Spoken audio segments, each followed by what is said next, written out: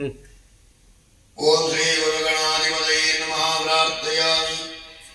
ಹರಶಂಭೋ ಮಹಾದೇವ ವಿಶ್ವೇಶ ಅಮರವಲ್ಲಭ ಶಿವಶಂಕರ ಸರ್ವಾತ್ಮನ್ ನೀಲಕಂಠ ನಮೋಸ್ತುತೇ. ವಿಷ್ಣುಂ ವಿಷ್ಣುಂ ಮಹಾವಿಷ್ಣುಂ ಬ್ರಹ್ಮವಿಷ್ಣುಂ ಮಹೇಶ್ವರಂ ಅನೇಕರೂಪದೈತ್ಯಾನಂದಂ ನಮಾಮಿ ಪುರುಷೋತ್ತಮಂ. ಶಾಂತಾಕಾರಂ ಭುಜಗಶಯನಂ ಪದ್ಮನಾಭಂ ಸುರೇಶಂ ವಿಶ್ವಾಧಾರಂ ಗಗನಸದೃಶಂ ಮೇಘವರ್ಣಂ ಶುಭಾಂಗಂ ಲಕ್ಷ್ಮೀಕಾಂತಂ ಕಮಲನಯನಂ ಯೋಗಿಹೃದ್ಯಾನಗಮ್ಯಂ ವಂದೇ ವಿಷ್ಣುಂ ಭವಭಯಹರಂ ಸರ್ವಲೋಕೈಕನಾಥಂ. ಯಾಸಾ ಪದ್ಮಾಸನಸ್ಥಾ ವಿಮಲಕಟಿತಡಿ ಪದ್ಮಭದ್ರಾಯದಾಚಿ ಗಂಭೀರಾವರ್ತನಾಭಿತ್ತನವರ್ಣಮಿತ ಶುಭ್ರಭದ್ರೋತ್ತರೀಯ ಲಕ್ಷ್ಮೀರ್ವೀರ್ಗಜೇಂದ್ರೀರ್ ಮಣಿಗಣಕಚಿತಯತ್ನಾಭಿಧಾಯಮಕುಂಭೈಃ ನಿತ್ಯಂ ಸಾ ಪದ್ಮಹಸ್ತ ಮಮ ವಸತು ಗೃಹೇ ಸರ್ವಮಾಂಗಲ್ಯಯುಕ್ತಾಂ.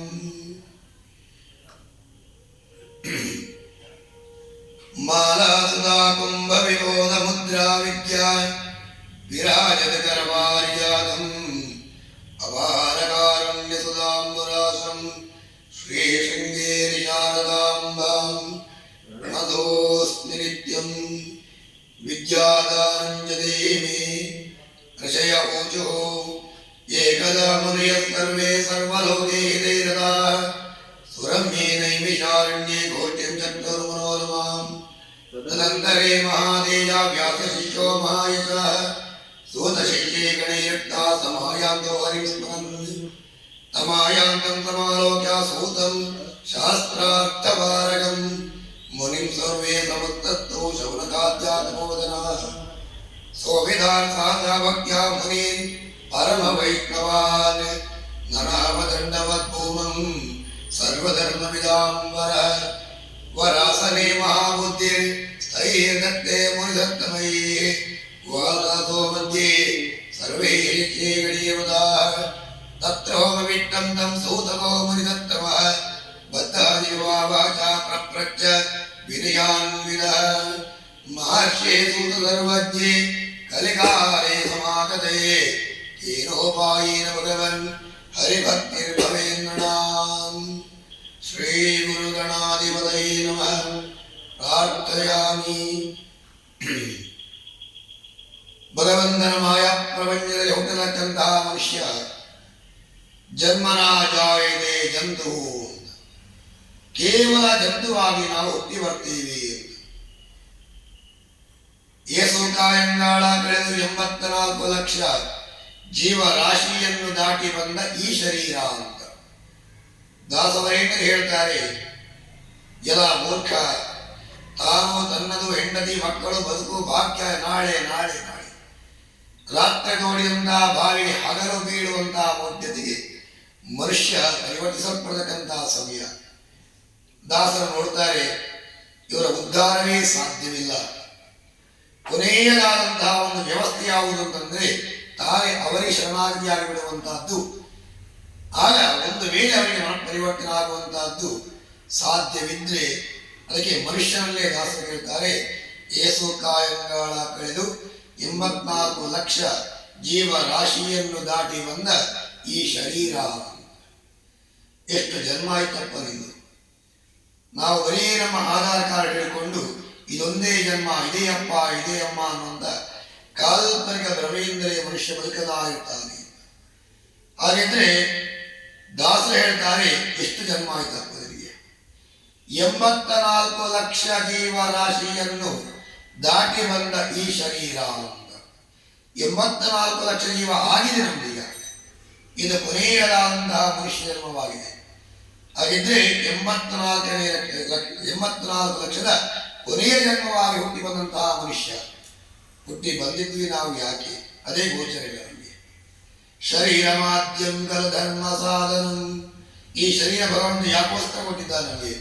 ಧರ್ಮ ಸಾಧನೆಗೋಸ್ಕರವಾಗಿ. ಈ ಹಿಂದಿನ ಎಲ್ಲಾ ಜನ್ಮದಲ್ಲೂ ಮಾಡಿದಂತಹ ಪಾಪಗಳಿದ್ರೆ ಆ ಪಾಪಗಳ ಪರಿಹಾರಕ್ಕೋಸ್ಕರವಾಗಿ ಮನ ಏವ ಮನುಷ್ಯಾಣ ಭಗವಂತ ಯೋಚನೆ ಮಾಡುವಂತಹ ಭಾಗ್ಯವನ್ನ ನಮಗೆ ಅನುಗ್ರಹಿಸಿದ್ದಾರೆ. ಅಪ್ರಾಪ್ತಸ್ಯ ಪ್ರಾಪ್ತಿ. ಯಾರಿಗೆ ಯಾವುದಿಲ್ಲೋ ಅದು ನಮಗೆ ಭಗವಂತ ಕೊಟ್ಟಿದ್ದಾರೆ. ಯಾವುದು ಅಂತಂದ್ರೆ ಮನಸ್ಸು. ಹಾಗಾದ್ರೆ ಮನಸ್ಸಿನಿಂದ ಮನುಷ್ಯನಾಗುತ್ತಾನೆ ಅಂತ. ಮನ ಏವ ಮನುಷ್ಯಾಣ ಪ್ರಾಣ ಏವ ಇತಿ ಪ್ರಾಣಿ ಅಂತ. ಯಾವುದಕ್ಕೆಲ್ಲ ಪ್ರಾಣ ಇದೆಯೋ ಅದೆಲ್ಲೋ ಪ್ರಾಣಿ. ಹಸುಗಳು ಪ್ರಾಣಿ, ಹಂದಿಗಳು ಪ್ರಾಣಿ, ಮರಮಟ್ಟೆಗಳು ಪ್ರಾಣಿ, ನಾವು ಪ್ರಾಣಿಗಳು. ಹಾಗಿದ್ರೆ ಹುಟ್ಟಿ ಬಂದಂತಹ ಈ ಪ್ರಾಣಿ ಜೀವನದ ಮಧ್ಯಭಾಗದಲ್ಲಿ ನಾವು ಹುಟ್ಟಿದ್ದು ಯಾಕೆ ಅನ್ನುವಂಥ ಮೂಲ ತಾತ್ಪರ್ಯದ ಗೊಡವೆ ಇಲ್ಲದೆ ವ್ಯರ್ಥ ಜೀವನವನ್ನು ನಾವು ಕಳೆಯುತ್ತೇವೆ. ಪಾಪ ಕುರುವಂದಿ ಮಾನವ. ಕ್ಷಣ ಕ್ಷಣಕ್ಕೂ ನಾವು ಮಾಡುವಂಥದ್ದು ಪಾಪಗಳನ್ನೇ ಮಾಡಿಸಿ ಮುಗಿದ್ರೂ ಅಡ್ಡಿ ಇಲ್ಲ, ಪಾಪಿಯಾಗಿ ಸಾಯ್ತಾರೆ. ಪುಣ್ಯದ ಫಲವನ್ನು ನಾವು ಅಪೇಕ್ಷಿಸ್ತೇವೆ, ಇದು ದೋಷ. ಮಾಡದೇ ಇರುವಂತಹ ಪುಣ್ಯದ ಫಲಗಳನ್ನು ನಾವು ನಿರೀಕ್ಷಿಸ್ತಾ ಪಾಪಗಳನ್ನೇ ಮಾಡ್ತಾ ಪಾಪೇನ ಹನ್ಯತೆ. ತಾನು ಮಾಡಿದಂತಹ ಪಾಪಗಳಿಂದಲೇ ಅವರು ಪಾಪಿಯಾಗಿ ನಾಶ ಆಗ್ತಾರೆ ವಿನಃ ಯಾವತ್ತೂ ಅವರು ಸುಭಿಕ್ಷವಾಗಿಯೋ ಅಥವಾ ಸುಖಿಯಾಗಿಯೋ ಬದುಕುವಂತಹದ್ದು ಅಸಾಧ್ಯ ಅನ್ನುವಂಥದ್ದನ್ನು ದಾಸವರೇಣ್ಯ ಸ್ಪಷ್ಟವಾಗಿ ಭೂಲೋಕದ ಜನರಿಗೆ ಕಲಿಯುಗದಲ್ಲಿ ತಾನು ದಾಸವಾಣಿಯ ಮುಖಾಂತರವಾಗಿ ತಿಳಿಸ್ತಾನೆ. ಆದರೆ ಮನುಷ್ಯ ಪರಿವರ್ತನೆ ಹೊಂದಾನೋ ಅಂತ ನೋಡಿದ್ರೆ ಇಲ್ಲ. ಅದಕ್ಕೆ ಭಗವಂತ ಕೃತತ್ರೇದ ದ್ವಾಪರ ಕಲಿ ಅನ್ನತಕ್ಕಂಥ 4 ಯುಗಗಳನ್ನು ಸೃಷ್ಟಿ ಮಾಡ್ತಾರೆ. ಕರಾರವಿಂದೇನ ಮಕಾರವಿಂದಂ ಮಕಾರವಿಂದೇನ ವಿನಿವೇಶಯಂತಂ ವಟಸ್ಯ ಪತ್ರಸ್ಯ ಪುಟೇಶಯಾನಂ ಬಾಲಂ ಮುಕುಂದಂ ಮನಸಾ ಸ್ಮರಾಮಿ. ಸೂರ್ಯೋದಯಕ್ಕೆ ನಾವು ಹೇಳಬೇಕು. 4:20 6 ಗಂಟೆ 20 ಒಳಗಾಗಿ ಆ ಸೂರ್ಯೋದಯ ಬ್ರಾಹ್ಮಿ ಮುಹೂರ್ತದಲ್ಲಿ ಎದ್ದು ನಿತ್ಯ ನೈವೇದ್ಯ ಕರ್ತವ್ಯಗಳನ್ನು ಮುಗಿಸಿ ನಾವು ಭಗವಂತನ ಸ್ತುತಿಯತ್ತ ಮನ ಮಾಡಬೇಕು ಅಂತ. ನಾವೇನು ಮಾಡ್ತೀವಿ ಇವತ್ತಿನ ಕಾಲದಲ್ಲಿ? ವಾಟ್ಸಪ್ ಇದೆ, ಗುಡ್ ನೈಟ್ ಎಷ್ಟು ಮಂದಿ ಅಂತ ಲೆಕ್ಕ ಹಾಕ್ತೀವಿ. ಹಾಗಿದ್ರೆ ಇದು ನಮ್ಮ ಕರ್ತವ್ಯ ಅಲ್ಲ. ಹುಟ್ಟಿ ಬಂದಂತಹ ಕರ್ತವ್ಯ ಏನು ಅಂತಂದ್ರೆ ಈ ಭೂದೇವಿ ಮೇಲೆ ನಾವು ಪಾದಸ್ಪರ್ಶ ಮಾಡುವುದಕ್ಕೆ ಮೊದಲಾಗಿ ಭೂಮಿಯನ್ನೇ ಸೃಷ್ಟಿಸಿದಂತಹ ಭಗವಂತ ಶ್ರೀಮನ್ನಾರಾಯಣನ ಸ್ಮರಣೆ ಮಾಡಬೇಕು ಅಂತ. ಹಾಗಾದ್ರೆ ಭಗವಂತನೇ ಸೃಷ್ಟಿ ಮಾಡಿದ್ದ ಅಂತಂದ್ರೆ ಹೌದು ಅಂತ ದೇವಿ ಮಹಾತ್ಮೆಯಲ್ಲಿ ವರ್ಣನೆ ಮಾಡ್ತಾರೆ. ಕರಾರವಿಂದೇನ ಮಕಾರವಿಂದಂ. ಆ ಭಗವಂತ ಬಾಲ ಮುಕುಂದನಾಗಿ ಇದ್ದಾರೆ. ಬಲಕಾಲ ಹೆಬ್ಬಟ್ಟನ್ನ ಬಲ ಕೈಯಲ್ಲಿ ಎಳೆಕೊಂಡು ತಾ ಚೀಮುತ. ಮಕಾರವಿಂದಂ ಅವನ ಮುಖ ಹೇಗಿದೆ? ಸೂರ್ಯೋದಯದ ಹೊಂಬಣ್ಣದ ಪ್ರಭೆಯನ್ನು ಬೀರುತ್ತಾ ಇದೆ. ಅಂಧ ನಗತಾ ನಗತಾ ನಗತಾ ಪ್ರಳಯಾಂತ್ಯಕಾಲ ಜಲಮಂಡಲ ತೀರ್ತಾ ಇದ್ದಾರೆ. ಆಧಾರಭೂತ ಯಾವುದು ಆಧಾರವಿದೆ ಭಗವಂತನಿಗೆ? ವಟಪತ್ರಶಾಯಿ ಅಶ್ವತ್ಥ ಎಲೆ ತನಗೆ ಆಸರೆಯಾಗಿದೆ. ನಮಗೆ ಏನೇನೋ ಪಿಲ್ಲರ್ ಮತ್ತೊಂದು ಇಂಜಿನಿಯರ್ ಎಲ್ಲ ಲೆಕ್ಕಾಚಾರವನ್ನು ಕೊಟ್ಟು ಒಂದು ಗುಡುಗು ಬಂದಾಗ ನಮಗೆ ಧೈರ್ಯ ಸಾಕಾಗುವುದಿಲ್ಲ. ಈ ಮನೆ ಗಟ್ಟಿ ಇದೆಯೋ ಅನ್ನುವಂಥದ್ದು ಇನ್ನೊಮ್ಮೆ ನಮಗೆ ಭ್ರಮೆ ಬರ್ತದೆ. ಭಗವಂತ ಪ್ರಳಯಾನಂತರದ ಜಲಮಂಡಲದಲ್ಲಿ ತಾನು ತೀರ್ಥ ನಗದ ಹೋಗುತ್ತಾ ಇದ್ದಾರೆ. ಯಾವುದೇ ಆಧಾರಗಳಿಲ್ಲ. ಒಡಮತ್ರ ಅಶ್ವತ್ಥ ಎಲೆಯಲ್ಲಿ ತಾನು ಬಾಲ ಮುಕುಂದನಾಗಿ ತನ್ನ ಕಾಲ ಬೆರಳ ಹೆಬ್ಬೆಟ್ಟನ್ನ ಚೀಮುತ್ತಾ ನಗುತ್ತಾ ಇದ್ದಾರೆ. ಯಾಕೆ ಇಂತಹ ಒಂದು ಸ್ಥಿತಿ ಬಂತು ಅಂತಂದ್ರೆ ಧರ್ಮ ಧರ್ಮ, ಪಾಪ ಪುಣ್ಯ, ಸುಳ್ಳು ಸತ್ಯ, ರಾತ್ರಿ ಹಗಲು ಪ್ರತಿಯೊಂದು ಕೂಡ ದ್ವಂದ್ವಾರ್ಥಮಯವಾದಂತಹ ಪ್ರಪಂಚದಲ್ಲಿ 84 ಲಕ್ಷ ಜೀವರಾಶಿಯನ್ನು ದಾಟಿ ಬಂದಂತಹ ಮನುಷ್ಯ ಪಾಪ ಕುರುವಂದಿ ಮಾನವ. ಪಾಪಗಳನ್ನೇ ಮಾಡ್ತಾ ಪಾಪಿಗಳಾಗಿ ಹುಟ್ಟಿ ಬಂದವರು ಅನ್ಯಾಯ, ಅಧರ್ಮ, ಮೋಸ, ವಂಚನೆ ಅನ್ನುವಂಥ ಪಾಪಕೃತ್ಯಗಳಿಗೆ ತಾನು ಬಲಿಯಾಗತಕ್ಕಂತಹ ಸಂದರ್ಭದಲ್ಲಿ ಈ ಪ್ರಪಂಚವನ್ನೇ ಸೃಷ್ಟಿ ಮಾಡಕ್ಕಂತ ಆದಿನಾರಾಯಣನ್ನೇ ಸೃಷ್ಟಿ ಮಾಡಿ ಅಂತ ತಾಯಿಯಾದಂಥ ಆದಿಮಾಯಿ ಉಳಿಸ್ತಾಳಂತೆ ಪ್ರಪಂಚದಲ್ಲಿ ಧರ್ಮ ಎಲ್ಲಿದೆ? ನಾಶವಾಗಿದೆ. ಅಧರ್ಮವೇ ತುಂಬಿರತಕ್ಕಂತಹ ಪ್ರಪಂಚ. ಹಾಗಿದ್ರೆ ಈ ಪ್ರಪಂಚದಲ್ಲಿ ಅಧರ್ಮವನ್ನು ತೊರೆ ಮಾಡುವ ಬದಲಾಗಿ ಧರ್ಮದ ಪುನರುತ್ಥಾನ ಆಗಬೇಕಾಗಿದ್ರೆ ಧರ್ಮವು ಅಧರ್ಮಕ್ಕೊಮ್ಮೆ ನಾಶವಾಗಬೇಕು. ಧರ್ಮ ಅಧರ್ಮ ಎರಡು ನಾಶವಾಗಬೇಕಾಗಿದ್ರೆ ಇಡೀ ಪ್ರಪಂಚವನ್ನೇ ಜನ ಪ್ರಳಯಮುಖಾಂತರವಾಗಿ ನಾಶ ಮಾಡಬೇಕು ಅಂತ. ಎಲ್ಲೂ ಮೊನ್ನೆ ಭೂಮಿ ಕುಸಿಯಲಿಲ್ಲ, ವಯನಾಡಿನಲ್ಲಿ ಮಾತ್ರ ಕುಸಿಯಿತು. ಯಾಕೆ? ಹಿಂದೂಗಳ ತಲೆಯ ಮಾರಣ ಹೋಮ ಮಾಡಿದವು. ಸರ್ಕಾರ ಪುನಃ ಅವರೇ ಪ್ರೊಡಕ್ಷನ್ ಕೊಟ್ಟಿತು. ಹಸುಗಳನ್ನು 100 ಕಡಿದು ರಸ್ತೆಯಲ್ಲಿಟ್ಟು ಅದೇ ಸರ್ಕಾರ ಅವರಿಗೆ ಪ್ರೊಡಕ್ಷನ್ ಕೊಟ್ಟಿತು. ಮನೆಯಿಂದ ಹೆಂಗಸನ್ನು ಎಳಕೊಂಡು ಹೋದ್ರು ಅವರಿಗೆ ಪ್ರೊಡಕ್ಷನ್ ಕೊಟ್ಟಿತು. ಇವತ್ತು ಪ್ರೊಡಕ್ಷನ್ ಕೊಡುವಂತಹ ಸರ್ಕಾರ ಹೇಳ್ತಾ ಇದೆ, ಲೋನ್ ಮಾಡಿದ್ದರೆ ಲೋನ್ ಎಲ್ಲಿದೆ ಎಂದು ಬರೀ ಇಂಟರ್ನೆಟ್ನಲ್ಲಿ ಮಾತ್ರ ಇದೆ. ಆ ಮನೆ ಇಲ್ಲ, ಆ ಮನುಷ್ಯ ಇಲ್ಲ, ಯಾವ ಉದ್ದೇಶಕ್ಕೋಸ್ಕರ ಲೋನ್ ತಗೊಂಡಿದ್ದಾರೋ ಆ ಲೋನಿಗೆ ವ್ಯವಸ್ಥೆಯೇ ಇಲ್ಲ. ಹಾಗಿದ್ರೆ ಅಲ್ಲಿ ಮಾತ್ರವೇ ಪ್ರಳಯವಾಗಿದೆ. ಇದರ ಹಿಂದೆ 10 ವರ್ಷಕ್ಕೆ ಮುಂಚೆನೂ ಇಂಥ ಒಂದು ಪರಿಸ್ಥಿತಿ ಅನ್ಯಾಯ ನಡೆದಿತ್ತು. ಆ ನಡೆದಂತಹ ಶಬರಿಮಲೆ ಹೋಗತಕ್ಕಂಥ ಮಧ್ಯಭಾಗದಲ್ಲಿ ಅಲ್ಲಿ 4 ವರ್ಷಕ್ಕಿಂತ ಮುಂಚೆ ಪ್ರಳಯ ಆಯಿತು. ಹಾಗಿದ್ರೆ ಈ ಪ್ರಳಯ ಅನ್ನುವಂಥದ್ದು ಪ್ರಪಂಚ ಒಮ್ಮೆನೇ ಉಳಿಯುವಂತಹ ಸ್ಥಿತಿಯನ್ನು ಇಡುವುದಿಲ್ಲ. ಆದರೆ ದೇವಿ ಮಹಾತ್ಮೆಯಲ್ಲಿ ಪ್ರಪಂಚವೇ ನಾಶವಾದ ವರ್ಣನೆಯನ್ನ ಆದಿಮಾಯ ಮಾಡ್ತಾ ಹೇಳ್ತಾಳಂತೆ, ಪ್ರಪಂಚ ಎಲ್ಲ ನಾಶ ಆಗಿದೆ. ಯಾ ದೇವಿ ಸರ್ವಭೂತೇಷು ಮಾತೃರೂಪೇಣ ಸಂಸ್ಥಿತ ನಮಸ್ತಸ್ಯೇ ನಮಸ್ತಸ್ಯೇ ನಮಸ್ತಸ್ಯೇ ನಮೋ ನಮಃ. ಆದಿಮಾಯ ಕೊಂಡಾಡ್ತೇವೆ ಹೇಗೆ ನಾವು? ಯಾ ದೇವಿ ಸರ್ವಭೂತೇಷು ಮಾತೃರೂಪೇಣ ಸಂಸ್ಥಿತ. ನಾನು ಹುಟ್ಟಿ ಬಂದಂತಹ ಮನುಷ್ಯ ನ್ಯಾಯದಲ್ಲಿರಲಿ ಅನ್ಯಾಯದಲ್ಲಿರಲಿ ತಾಯಿಯಾದಂಥ ನೀನು ನನ್ನನ್ನು ಬರಿಬೇಕು, ನಿನಗೆ ನಾನು ನಮಸ್ಕಾರ ಮಾಡ್ತಾ ಇದ್ದೇನೆ. ಅಂತಹ ನಮಸ್ಕರಿಸಿದಂತಹ ಭಕ್ತರ ಆರ್ತನಾದಿಗಳಿಗೆ ಹೋಗ್ಬಿಡ್ತಾ ಆದಿ ಮಾಯಿ ನಮ್ಮನ್ನು ಬರಿತಾಳೆ ಎನ್ನುವಂಥ ದಿಟ್ಟ ನಿರ್ಧಾರ ನಮ್ಮದು. ಅಂತ ಆದಿಮಾಯಿ ಯೋಗಿಸ್ತಾಳಂತೆ ಪ್ರಳಯವಾಗಿ ನಾಶವಾಯಿತು. ನಾಶವಾದಂತಹ ಪ್ರಪಂಚದಲ್ಲಿ ಮಾತ್ರವೇ ಪ್ರಕೃತಿ ಪುರುಷಗಳ ಸಮ್ಮಿಲನದಿಂದ ಸೃಷ್ಟಿ ಸಾಧ್ಯ. ಅಲ್ಲಿ ನಾಶವಾದಂತಹ ಭೂಮಿ ಅಂತೇಳಿ ಆದರೆ ಸೃಷ್ಟಿಗೆ ಆಸ್ಪದ ಇಲ್ಲ. ಆಸ್ಪದ ಆಗಬೇಕು ಅಂದರೆ ಪುನಃ ಭೂಮಿ ಸೃಷ್ಟಿ ಆಗಬೇಕು. ಸೃಷ್ಟಿ ಆಗಬೇಕಾಗಿದ್ದರೆ ತನ್ನಿಂದಲೇ ಸೃಷ್ಟಿಯಾದ ಬ್ರಹ್ಮ, ಅವನಿಗೆ ಕೊಟ್ಟಂತಹ ಉದ್ಯೋಗ ಸೃಷ್ಟಿ, ಅವನ ಲೋಕ ಸತ್ಯಲೋಕ. ಸತ್ಯಲೋಕಾಧಿಪತಿಯಾದಂತಹ ಬ್ರಹ್ಮನಿಗೆ ಸೃಷ್ಟಿಯ ಆಧಿಪತ್ಯ ಸಾಧ್ಯವೇ? ಭೂಮಿ ಇಲ್ಲ. ಪಾಲನಾಧಿಪತಿಯಾದ ಶ್ರೀಮನ್ನಾರಾಯಣ ಪಾಲನೆಯನ್ನು ಮಾಡಬೇಕು, ನಮ್ಮನ್ನು ಉದರ ಪೋಷಣೆ ಕೊರಿಬೇಕು. ಆ ಭಗವಂತ ಪಾಲನೆ ಮಾಡಬೇಕಾಗಿದ್ರೆ ಬ್ರಹ್ಮನಿಂದ ಸೃಷ್ಟಿಯೇ ನಡೀತಾ ಇಲ್ಲ. ಲಯಾಧಿಪತಿಯಾದಂತಹ ಪರಮೇಶ್ವರ ಲಯ ಕರ್ತೃವಾಗಿ ಲಯವನ್ನು ಮಾಡಬೇಕು. ಆ ಕಡೆ ಸೃಷ್ಟಿ ಇಲ್ಲ, ಈ ಕಡೆ ಪಾಲನೆ ಇಲ್ಲ, ಧರ್ಮ ಅಧರ್ಮಗಳ ನ್ಯಾಯವಿಲ್ಲ. ಹಾಗಿದ್ರೆ ಪರಮೇಶ್ವರ ಲಯಯತ್ನ ಮಾಡ್ಯಾರು. ಹಾಗಿದ್ರೆ 3 ಮೂರ್ತಿಗಳಿಗೆ ನಾನು ಕೊಟ್ಟಂತಹ ಲೋಕಗಳು ಕರ್ತವ್ಯಗಳು ವ್ಯರ್ಥವಾಯಿತು ಅಂದರೆ ಆದರೆ ತಾಯಿಯ ಆಜ್ಞೆ ಪ್ರಪಂಚಕ್ಕೆ ಮೋಸದ ಸುಳ್ಳಿನ ಸೂಚನೆ ಆದೀತು. ಅದಕ್ಕೋಸ್ಕರವಾಗಿ ಬ್ರಹ್ಮನ ಸೃಷ್ಟಿಗೆ ಆಸ್ಪದವಾಗಬೇಕು ಅಂತ ತಾಯಿ ಆದಿಮಾಯಿ ಯೋಚಿಸ್ತಾಳಂತೆ.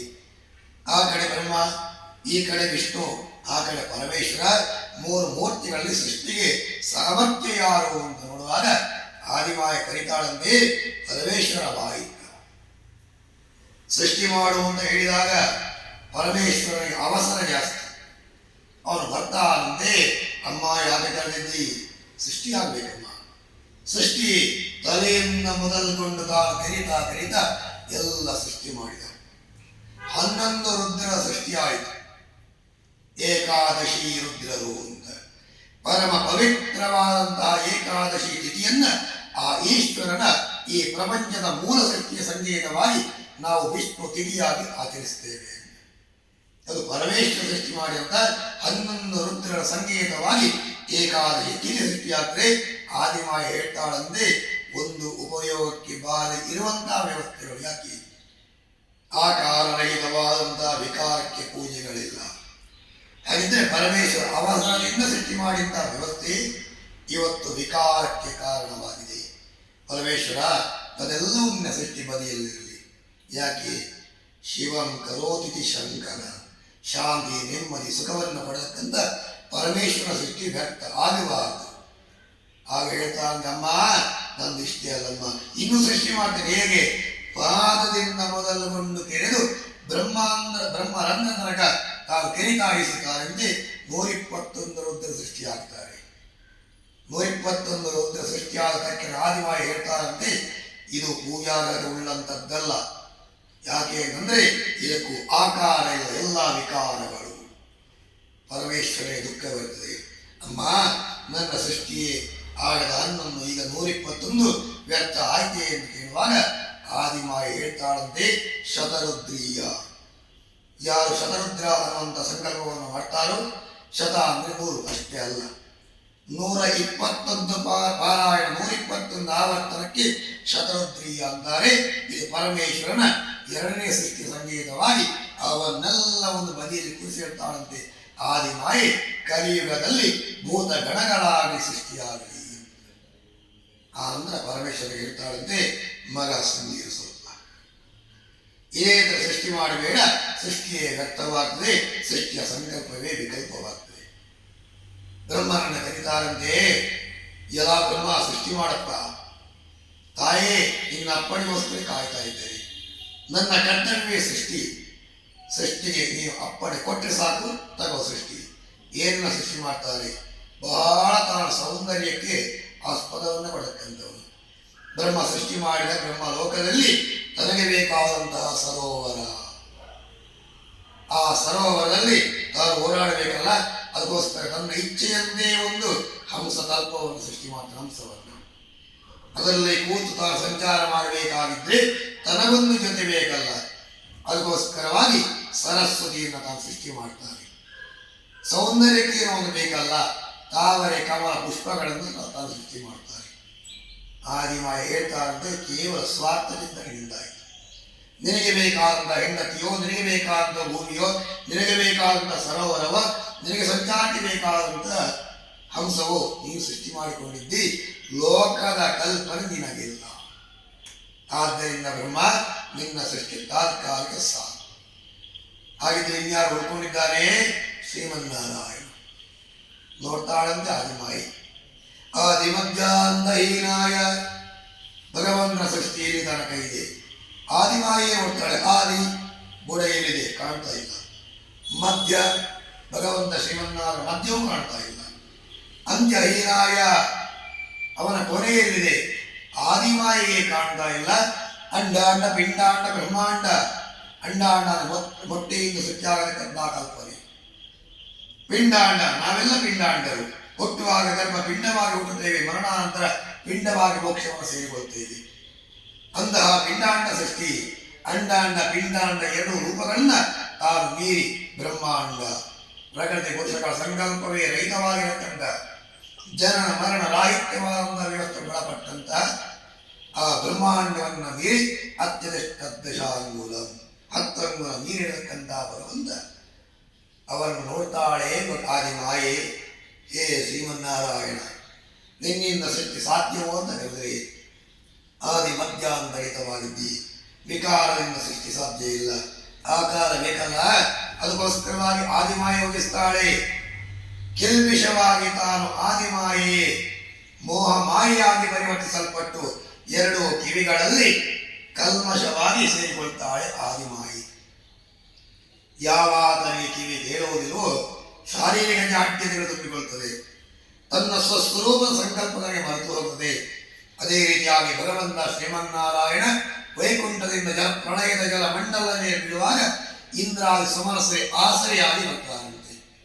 ಆಸರೆಯಾಗಿ ಬಂದಂತಹ ಸುಮನಸರಿಗೆ ತಾನು ಆ ಭಗವಂತ ತನ್ನನ್ನು ಹೊತ್ತುಕೊಂಡು ಹೋಗುವಂತ ಯೋಗ್ಯತೆಯನ್ನು ಕೊಟ್ಟಿದ್ದರಿಂದ ಸಂತೋಷಿತರಾಗಿರತಕ್ಕಂತಹ ಸಮಯದಲ್ಲಿ ಆದಿಮಾಯಿ ಜ್ಞಾನಜ್ಯೋತಿಯನ್ನು ಬೀರ್ತಾನೆ.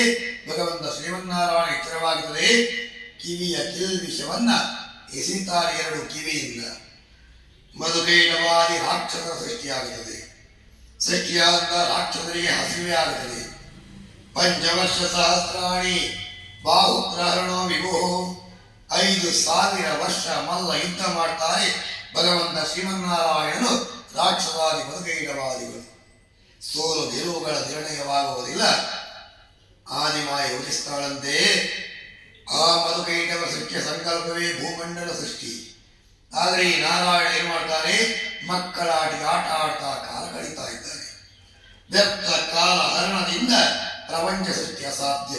ಅದಕ್ಕೋಸ್ಕರವಾಗಿ ಪುನಃ ಜ್ಞಾನ ಜ್ಯೋತಿಯನ್ನು ಬೆಳಗಿದಾಗ ಶ್ರೀಮನ್ನಾರಾಯಣ ಎಚ್ಚರವಾಗಿ ಯೋಜಿಸ್ತಾರಂತೆ ನಾಶ ಮಾಡಬೇಕು ಮಧುಕೈಟವಾದಿಗಳು. ಸಾಧ್ಯವೇ? ಮುಗ್ಧರಾದಂತಹ ಮಧುಕೈಟವಾದಿಗಳು ಮಕ್ಕಳಂತೆ ವರ್ತಿಸ್ತಾ ಯುದ್ಧ ಮಾಡ್ತಾ ಇದ್ದಾರೆ.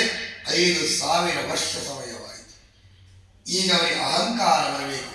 ಯಾವ ತನಗೆ ರೋಮದಲ್ಲಿ ಅಹಂಕಾರ ಬರ್ತದೋ ತನ್ನ ತಲೆಮೇಲಿನ ಕಲ್ಲು ತನ್ನ ಪಾದಕ್ಕೆ ಬಿದ್ದಂತೆ ಅವನ ನಾಶದ ಪಾತಾಳದ ಗುಂಡಿಯನ್ನು ತಾನು ತನಗಾಗಿ ತೋಡಿಕೊಳ್ಳುತ್ತಾರೆ ಅನ್ನುವಂತಹ ಸಂಕಲ್ಪದಿಂದ ಶ್ರೀಮನ್ನಾರಾಯಣ ಸಾಷ್ಟಾಂಗ ನಮಸ್ಕಾರ ಮಾಡಿ ಹೇಳ್ತಾರಂತೆ, ಎಲ್ಲ ರಾಕ್ಷಸಾದಿ ಮದಕೈಟವಾದಿಗಳೇ, ಸೋತಿದ್ದೇನೆ, ಶರಣಾಗತಿಯಾಗಿದ್ದೇನೆ ಅಂತ ಹೇಳುವಾಗಲೇ ಮಧುಕೈಟವಾದಿಗಳೇ ಮೈ ತುಂಬ ಅಹಂಕಾರ ತುಂಬಿಕೊಂಡು ಆರ್ಭಡಿಸ್ತಾರ. ಎಲ್ಲ ವಿಷ್ಣು, ಹಸಿವೆಗೋಸ್ಕರವಾಗಿ ನಿನ್ನ ತಿನ್ನುವಂತಹ ಪ್ರಯತ್ನ ಪಟ್ಟರೆ 5,000 ವರ್ಷ ವ್ಯಕ್ತವಾಗಿ ಕಳೆದಾಯಿತು. ಹಾಗಾದರೆ ಕಳೆದಂತಹ ನಿನ್ನ ಈ ದುಸ್ಥಿತಿಗೆ ಶಾಪ ನಿನಗೇನು? ನಿನ್ನನ್ನು ಬುದ್ಧಿ ದಿನಬೇಕು ಅಂತ ಹೊರಡುವಾಗ ಭಗವಂತ ನೋಡ್ತಾನಂತೆ, ನಗುತ್ತಾನೆ. ಆಗ ವ್ಯಾಮೋಹಕ್ಕೆ ಒಳಪಟ್ಟಂತಹ ಮಧುಕೈಟವಾಗಿ ಹೇಳ್ತಾನಂತೆ, ಸೋತ ನಿನಗೆ ಗೆದ್ದ ನಾವು ಹೊರ ಕೊಡ್ತೇವೆ ಅಂತ ಹೇಳುವಾಗ ಭಗವಂತ ನಗುತ್ತಾ ಹೇಳ್ತಾನಂತೆ, ಮಧುಕೈಟವಾದಿಗಳೇ, ಕರ ತಟ್ಟಿ ಭಾಷೆ ಕೊಡಿ, ನಿಮ್ಮ ಪ್ರಾಣವೇ ಕೊಡಿ ಅಂತ. ಈ ಪ್ರಾಣ ಕೊಡಿ ಅಂತ ಕೇಳಿದ್ದೀ ತಡ ಮಧುಕೈಟವಾದಿಗಳ ಯೋಚನೆ ಆಗ್ತದೆ, ಇವನು ಅಸಾಮಾನ್ಯ ವಿಷ್ಣು, ವಿಶ್ವವ್ಯಾಪಿಯಾದ್ದರಿಂದ ವಿಷ್ಣು. ಈ ಭಗವಂತನೇ ಸೃಷ್ಟಿಯಾದ ನಾವು ಪೂರ್ಣಾದ ಪೂರ್ಣ ಮುದಚ್ಚತೆ, ಒಂದನ್ನು ತುಂಡರಿಸಿದಾಗ 2 ತುಂಡುಗಳಲ್ಲ, ಪೂರ್ಣವಾದಂಥ 2 ಈ ಸೃಷ್ಟಿಯಾಗುತ್ತೆ. ಹಾಗೆ ಭಗವಂತನೆಂದೇ ಸಂಕಲ್ಪವಾಗಿ ಸೃಷ್ಟಿಯಾದಂಥ ನಾವು ರಾಕ್ಷಸಾದಿಗಳು ಆಗಿದ್ದರೂ ಕೂಡ ಅವನಿಂದಲೇ ಸೃಷ್ಟಿಯಾದ್ದು, ಅವನಲ್ಲೇ ಲೀನವಾಗಬೇಕು. ಮೋಕ್ಷವಿಚ್ಛೇದಿ ಕೇಶವ, ಮೋಕ್ಷವನ್ನು ಪಡೆದಕ್ಕಂಥ ಭಗವಂತನ ಹೊರತು ಯಮಾದಿ ಕಿಂಕರನಿಂದ ನಾವು ಯಾವತ್ತೂ ಮರಣ ಬೇಡ. ಭಗವಂತ ಶ್ರೀಮನ್ನಾರಾಯಣ, ನೀ ಕೊಟ್ಟ ವರಕ್ಕೆ ಅನುಗುಣವಾಗಿ ತಲೆಯನ್ನು ಒಡ್ಡುತ್ತೀವಿ. ಇಷ್ಟು ಹೇಳುವಾಗ ಭಗವಂತ ಪ್ರಾರ್ಥನೆ ಮಾಡಿ ಹೇಳ್ತಾನಂದೇ, ಪೂರ್ವ ಸಂಕಲ್ಪ ನಿಮ್ಮದಿದು, ಆದಿ ಮಾಯ ಕೊಟ್ಟಂತ ವರ. ಆದರೂ 5,000 ವರ್ಷ ಯುದ್ಧವನ್ನು ಮಾಡ್ತಾ ಅಜ್ಞಾನ ಮೌಢ್ಯದ ಹಠದಿಂದ ನೀವು ಬದುಕಿರಿ. ಕೊನೆಯ ಕ್ಷಣಕ್ಕಾಗುವಾಗ ಭಗವಂತ ಶ್ರೀಮನ್ನಾರಾಯಣ ಅಂತಕ್ಕಂಥ ಶಾಂತಿ ಮಂತ್ರ ಪಠನೆಯನ್ನು ಮಾಡಿದ್ದರ ಬರದಿಂದರಾಗಿ, ಎಲ ಮಧು, ನಿನ್ನ ನಾಶವನ್ನ ಗೈದು ಮಧುಸೂದನ ಅನ್ನಕ್ಕಂಥ ಹೆಸರನ್ನ ನಾನು ಪಡ್ಕೊಳ್ತೇನೆ.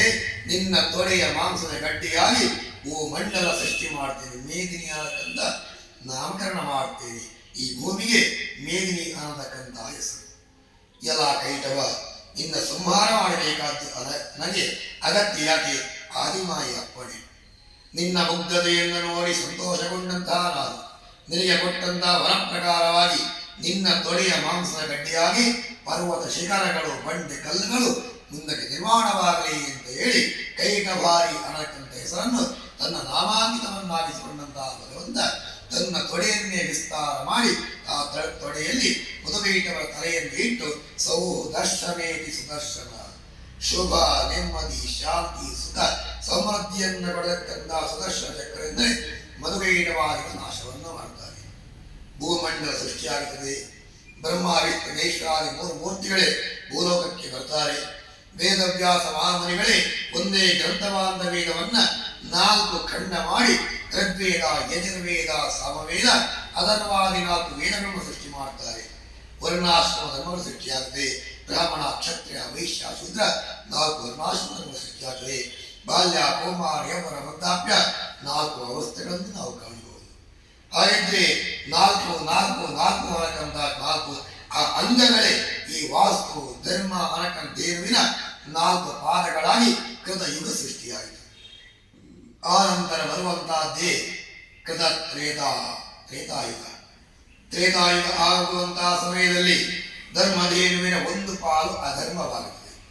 ಅಧರ್ಮದ ಸೃಷ್ಟಿಯಾಗಿದೆ. ರಾವಣನ ಸೃಷ್ಟಿ ಅಧರ್ಮದ ಸಂಕೇತ. ರಾವಣ ಸಂಹಾರವಾಗಬೇಕು. ಶ್ರೀಮನ್ನಾರಾಯಣ ದಶಾವತಾರಗಳಿಗೆ ಒಂದು ಅತಿ ಪವಿತ್ರವಾದಂತಹ ಶ್ರೇಷ್ಠ ಅವತಾರವಾದಂತಹ ರಾಮಾವತಾರ. ಸೀತಾ ಅಪಹರಣದ ನೆವನ, ರಾವಣ ಸಂಹಾರ, ಪುನಃ ಧರ್ಮ ಸಂಸ್ಥಾಪನೆ ತ್ರೇತಾಯುಗದಲ್ಲಿ. ದ್ವಾಪರ ಯುಗ 2 ಮುಖಗಳು, ಧರ್ಮ ಈ ಕಡೆ ಆ ಕಡೆ ಅಧರ್ಮ.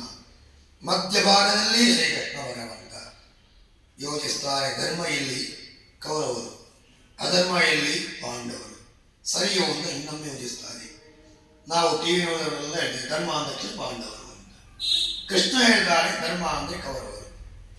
ಕೃಷ್ಣ ಹೇಳ್ತಾನೆ ಅಧರ್ಮ ಅಂದರೆ ಪಾಂಡವರು. ಯೋಚಿಸಿದರೆ ಹೌದು. ಶಾಪಾದಪಿ ಶರಾದಪಿ, ಒಂದೇ ಶಾಪದಿಂದಲೂ ಒಂದೇ ಶರದಿಂದಲೂ ಶತ್ರು ಸೈನ್ಯವನ್ನ ತನಗೆ ಅಪೇಕ್ಷೆ ಪಟ್ಟಂತೆ ನಾಶ ಮಾಡತಕ್ಕಂಥ ಗುರು ದ್ರೋಣಾಚಾರ್ಯರು ಕೌರವರೊಂದಿದ್ದಾರೆ. ಗುರುಪುತ್ರ ಅಶ್ವತ್ಥಾಮಾಚಾರ್ಯ ಕೌರವರೊಂದಿದ್ದಾರೆ. ಗಂಗಾ ಪುತ್ರ ಗಾಂಧೇಯ ಭೀಷ್ಮಾಚಾರ್ಯ ಕೌರವರಲ್ಲಿದ್ದಾರೆ. ಧರ್ಮರಾಯನನ್ನು ಅಧರ್ಮ ಕರ್ಣನನ್ನು ತಕ್ಕಡಿಯಲ್ಲಿ ತೂಗುವಂತಹ ಸಂದರ್ಭ. ಕರ್ಣನ ತಕ್ಕಡಿ ಭಾರವಾಗಿತ್ತು. ಕರ್ಣ ಕೌರವರೊಂದಿದ್ದಾರೆ. ಧರ್ಮ ಎಲ್ಲಿದೆ? ಕೌರವರೊಂದಿಗಿದೆ. ಕೇವಲ ಭಾವ ಭಾವ ಭಾವ ಭಾವ ಗಟ್ಟಿದ್ರೆ ಭಾವ ಯುದ್ಧಕ್ಕೂ ಹೋಗ್ತಾನೆ. ಭಾವನಿಗೆ ಬಲ ಇಲ್ಲ ಇದ್ರೆ ಈ ಭಾವ ಓಡಿ ಹೋಗ್ತಾನೆ. ಅಂತೆಯೇ ಭಾವ ಕೃಷ್ಣನಿದ್ದಾನೆ ಅನ್ನಕ್ಕೆಂದ ಧೈರ್ಯದಲ್ಲಿ ಕೌರವರೊಂದಿಗೆ ದಾಯಾದಿತ್ಯದ ಭೂಮಿಯ ಒಡೆತನದ ಹಗೆತನದಿಂದಲೇ ಕೃಷ್ಣನನ್ನ ನಂಬಿ ಪಂಚ ಪಾಂಡವರು ಆ ಭೂಮಿಯನ್ನ ಒಡೆತನಕ್ಕೋಸ್ಕರವಾಗಿ ಪ್ರಯತ್ನಪಟ್ಟರು. ಆದ್ದರಿಂದ ಪಾಂಡವರಿಗೆ ಧೈರ್ಯ ಇಲ್ಲ, ಧರ್ಮ ಇಲ್ಲ ಅನ್ನುವಂಥ ದೃಢ ನಿರ್ಧಾರದಿಂದ ಕೃಷ್ಣ ಧರ್ಮ ಕೌರವರೊಂದಿದೆ ಎಂದು ವರ್ಣನೆ ಮಾಡ್ತಾರೆ. ಆದರೂ ಕುಂತಿದೇವಿ ಕೊಟ್ಟಂತಹ ಭಾಷೆ ಮಮ ಪ್ರಾಣಾಹಿ ಪಾಂಡವ, ನನ್ನ ಪ್ರಾಣದಂತೆ 5 ಜನ ಪಾಂಡವರನ್ನ ಕಾಯ್ತೇನೆ. ಅದು ಕೃಷ್ಣ ಕೊಟ್ಟಂತಹ ಭಾಷೆಗೆ ಅನುಗುಣವಾಗಿ ಆ ಪಂಚಪಾಂಡವರನ್ನೇ 5 ಆಯುಧವನ್ನಾಗಿಸಿ ಕೌರವ ಸಂಹಾರ ಮಾಡ್ತಾರೆ. ಪುನಃ ಧರ್ಮದ ಪುನರುತ್ಥಾನ ಮಾಡ್ತಾರೆ ಈ ದ್ವಾಪರ ಯುಗದಲ್ಲಿ. ಹಾಗಾದರೆ ದ್ವಾಪರ ಯುಗ ಮುಗಿತಾ ಬಂತು. ಧರ್ಮರಾಯ ಪಟ್ಟಾಭಿಷಿಕ್ತರಾಗಿದ್ದಾರೆ. ಧರ್ಮದ ತುಲನೆ ಧರ್ಮರಾಯ ಹೇಳ್ತಾರೆ, ಕೃಷ್ಣ ಧರ್ಮ ಎಷ್ಟಿದೆ? ಅಗ್ರ ಪೂಜಾದಿಗಳಂತಹ ಮಹಾನ್ ಯಾಗಾದಿಗಳೇ ನಡೆದಾಯ್ತಲ್ಲ, ಬ್ರಾಹ್ಮಣಾದಿ ಸಂತರ್ಪಣೆಗಳು ನಡೀತಲ್ಲ, ಧರ್ಮ ಎಷ್ಟಿದೆ? ನೀನು ಹೋದರೆ ಎಂಜಲಲ್ಲಿ ತೆಗಿತಿ. ಯಾಕೆ? ಬ್ರಾಹ್ಮಣ ಉಚ್ಚಿಷ್ಟ, ಬ್ರಾಹ್ಮಣ ಉಂಡಂತಹ ಎಂಜಲೆಯಲ್ಲಿ ಪ್ರಾಣವನ್ನೇ ಕಾಯುವಂತಹ ಸಾಮರ್ಥ್ಯ ಇದೆ ಅನ್ನುವಂತ ತಿಳ್ಕೊಂಡಂತಹ ಕೃಷ್ಣ ನಮಗೂ ಅವಕಾಶ ಪಡೆದು ಎಂಜಲೆಯನ್ನು ಎತ್ತಿದ್ದಿ. ಹಾಗಾದ್ರೆ ನಾನು ಮಾಡಿದಂತಹ ಧರ್ಮದ ಪುಣ್ಯ ಸುಕೃತು ನಿಮಗೆ ಸಿಗ್ತಲ್ಲ. ಕೃಷ್ಣ, ನನ್ನ ಧರ್ಮದ ಯುಗ ದ್ವಾಪರ ಯುಗದ ಕೊನೆಯ ಭಾಗ ಧರ್ಮ ಎಷ್ಟಿದೆ ನೋಡ್ಬೇಕಪ್ಪ. ಕೃಷ್ಣ ಹೇಳ್ತಾನೆ, ಭಾವ ಸುಮ್ಮಗೆ ಪಟ್ಟದಲ್ಲಿ ಕೂತಿರು, ಪಟ್ಟಾಭಿಷಿಕ್ತರಾಗಿದ್ದೀಯೇ ಧರ್ಮರಾಯ, ನೀನು ಧರ್ಮವನ್ನ ಪಾಲನೆ ಮಾಡು. ಪುನಃ ಹೇಳ್ತಾನೆ, ಇಲ್ಲಪ್ಪ ಅನ್ನ ಛತ್ರವನ್ನೆಲ್ಲ ನೋಡಬೇಕು. ನಿಮಗೆ ಎಷ್ಟು ಬ್ರಾಹ್ಮಣರು ಊಟ ಮಾಡಿದರು, ಹಸಿದವರು ಎಷ್ಟು ಜನರಿಗೆ ಸಂತರ್ಪಣೆ ನಡೆಯಿತು, ಧರ್ಮದೇನು ಹೇಗಿದೆ ಎಲ್ಲವನ್ನು ನೋಡಬೇಕು ಅಂತ ಹೇಳಿ ಧರ್ಮರಾಯ ಕೃಷ್ಣನ ಹಿಂಬಾಲಿಸ್ತಾ ತಾನು ಅನ್ನಛತ್ರವನ್ನು ದಾಟಿದ. ತನ್ನ ಎಲ್ಲ ವ್ಯವಸ್ಥೆಯನ್ನು ದಾಟಿದ. ಪಾತಾಳಕ್ಕೆ ಬಂದ ಕೃಷ್ಣ ತಡಿತಾರಂತೆ. ಧರ್ಮರಾಯ ನಿಲ್ಲು. ಆಗ ತವಕ ಬರ್ತದೆ. ಬೇಡ ಅಂದಾಗ ಮಾಡಬೇಕು ಅಂತ ಹಠ ನಮಗೆ ಬರ್ತದೆಯೋ ಅಂದೇ ಧರ್ಮರಾಯನಿಗೆ ಛಲವನ್ನು ಕೃಷ್ಣನ ಹೇಳ್ತಾನಂತೆ, ಕೃಷ್ಣ ಪಾತಾಳಕ್ಕೆ ಇಳಿಬೇಕಪ್ಪ, ಪಾತಾಳದಲ್ಲೂ ಧರ್ಮ ಇದೆಯೇ ನೋಡಿ ಬರಬೇಕು. ಕೃಷ್ಣ ಹೇಳ್ತಾನಂತೆ, ಬೇಡಪ್ಪ. ಆದರೂ ಛಲವನ್ನ ಹಿಡಿದಂತಹ ಧರ್ಮರಾಯ ಕೃಷ್ಣನನ್ನ ಹೇಳಿಕೊಂಡು ಪಾತಾಳಕ್ಕೆ ಇಳಿತಾನೆ. ಕರ್ರಗಿನ ಬ್ರಾಹ್ಮಣ ಒಂದು ಹಸುವನ್ನ 4 ಕಾಲುಗಳನ್ನ ಕಟ್ಟಿ ಚಾಟಿಯಿಂದ ಹೊಡಿತಾ ಇದ್ದಾನೆ. ಧರ್ಮರಾಯನ ಕಣ್ಣಲ್ಲಿ ನೀರು ಸುರಿತಾ ಇದೆ. ಕೃಷ್ಣನ ಕರೆ ಹೇಳ್ತಾನೆ, ಭಾವ ಏನು ಭಾವ ಇದು? ಧರ್ಮರಾಯನ ಪಟ್ಟಾಭಿಷಿಕ್ತನಾದಂತಹ ಈ ಸಂದರ್ಭದಲ್ಲಿ 14 ಲೋಕಕ್ಕೂ ಚಕ್ರವರ್ತಿಯಾಗಿ ಬೆಳೆಯತಕ್ಕಂತಹ ಸಂದರ್ಭ. ಕೃಷ್ಣಸ್ತು ಭಗವಾನ್ ಸ್ವಯಂ, ಭಗವಾನ್ ಸ್ವಯಂ ನೀನೇ ಭಗವಂತ ಅನ್ನತಕ್ಕಂಥ ಬಿರುದಾಗಿದ ಕೃಷ್ಣ. ನೀನೇ ನನ್ನ ಭಾವನಾಗಿ, ನೀನೇ ಯುದ್ಧವನ್ನು ಗೆದ್ದಂಥವನಾಗಿ, ಅಗ್ರ ಪೂಜಾದಿಗಳನ್ನೇ ಪೂರೈಸಿದಂಥವ ನೀನಾಗಿ, ಎಲ್ಲ ಕರ್ತವ್ಯಗಳ ಧರ್ಮದ ಜಯವನ್ನೇ ಒದಗಿಸಿದಂತಹ ಕೃಷ್ಣ, ನೀನೇ ಭೂಲೋಕದಲ್ಲಿರುವಾಗ ಈ ಬ್ರಾಹ್ಮಣ ಜಾತಿಯಲ್ಲಿ ಹುಟ್ಟಿದಂಥವನು ಧರ್ಮದೇರುವಾದ ಹಸುವನ್ನ ಕಟ್ಟಿ ಚಾಟಿಯಿಂದ ಹೊಡಿತಾರಂತ. ಕೃಷ್ಣ ಬಿಚ್ಚು ಕಾಲು ಹೊಡಿ ಬ್ರಾಹ್ಮಣನಿಗೆ. ಪುನಃ ಕೃಷ್ಣ ಹೇಳ್ತಾರಂತೆ, ಬೇಡ ಧರ್ಮರಾಯ, ಬೇಡ ಧರ್ಮರಾಯ, ನಾವು ಹಿಂದಿರುಗೋಣ ಅಂತ ಹೇಳಿದ್ರೆ ಧರ್ಮರಾಯ ಹೇಳ್ತಾನೆ, ಭಾವ ಸಾಧ್ಯವಿಲ್ಲ. ಗೋ ಮಾತರಹ, ಕೇವಲ 9 ತಿಂಗಳು ಹೊತ್ತು ಹೆತ್ತಂತ ತಾಯಿ 1 ವರ್ಷ ಕಾಲ ಪರ್ಯಂತ ಕಷ್ಟಪಟ್ಟು ತನ್ನ ಎದೆ ಹಾಲನ್ನ ಮಗುವಿಗೆ ಉಣಿಸಿ ಪೋಷಣೆ ಮಾಡಿದವರು. ಅಲ್ಲಿಂದಲೇ ಪ್ರಾರಂಭಗೊಂಡು ಹಸುವಿನ ಹಾಲನ್ನು ನಾವು ಕುಡಿತ ಜೀವನ ಅಂತ್ಯದ ಕೊನೆಯ ಕ್ಷಣವರೆಗೂ ನಾವು ಜೀವಿತ ಕಾಲದಲ್ಲಿ ಕುಡಿತೀವಿ.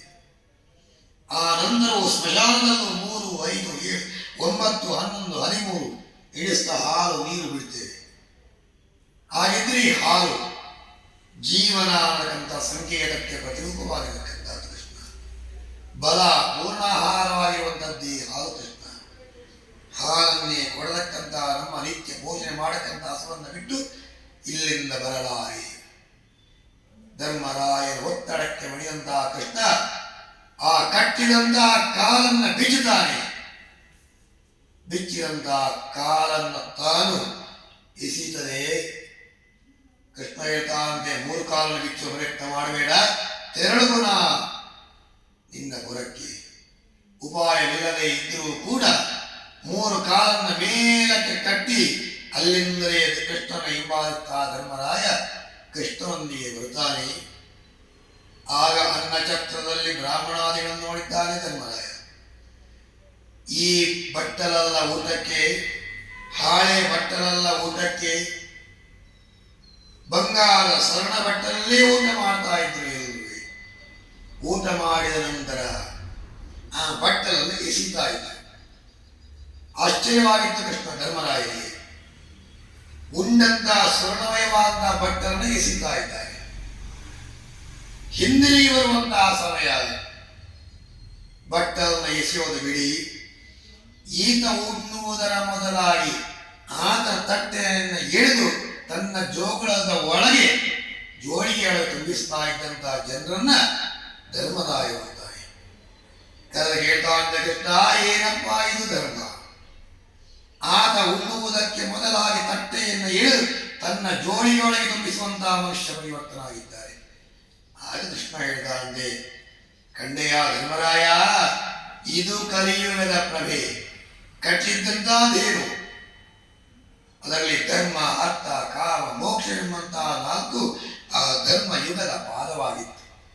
ಅದು ವಾಸ್ತವವಾಗಿರಲಿಲ್ಲ.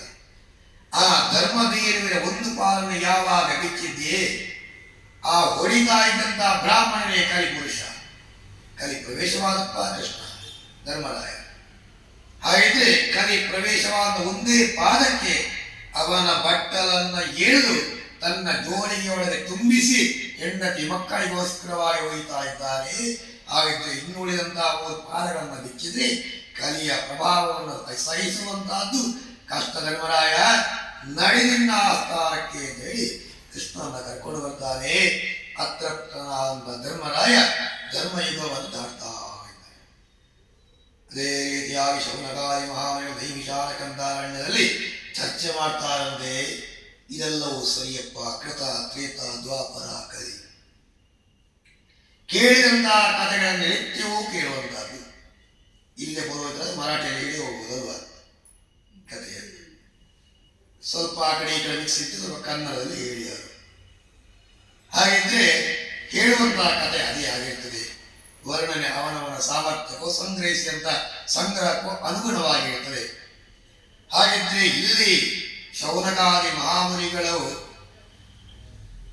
ಈ ವಿಚಾರವನ್ನು ಚರ್ಚೆ ಮಾಡ್ತಾ ಇರತಕ್ಕಂಥ ನೈಮಿಷಾರಣ್ಯದಲ್ಲಿ ಶಿಷ್ಯರು ಕೇಳ್ತಾರಂತೆ, ಗುರುಗಳೇ, ಕೃತತ್ರೇತ ದ್ವಾಪರ ಕಲಿ, ಕೇಳಿದ ಕಥೆಯನ್ನೇ ಕೇಳುವಂತಹದ್ದು ನಮಗಿಷ್ಟ ಇಲ್ಲ ಗುರುಗಳೇ. ಏನ್ ಮಾಡಬೇಕಪ್ಪ?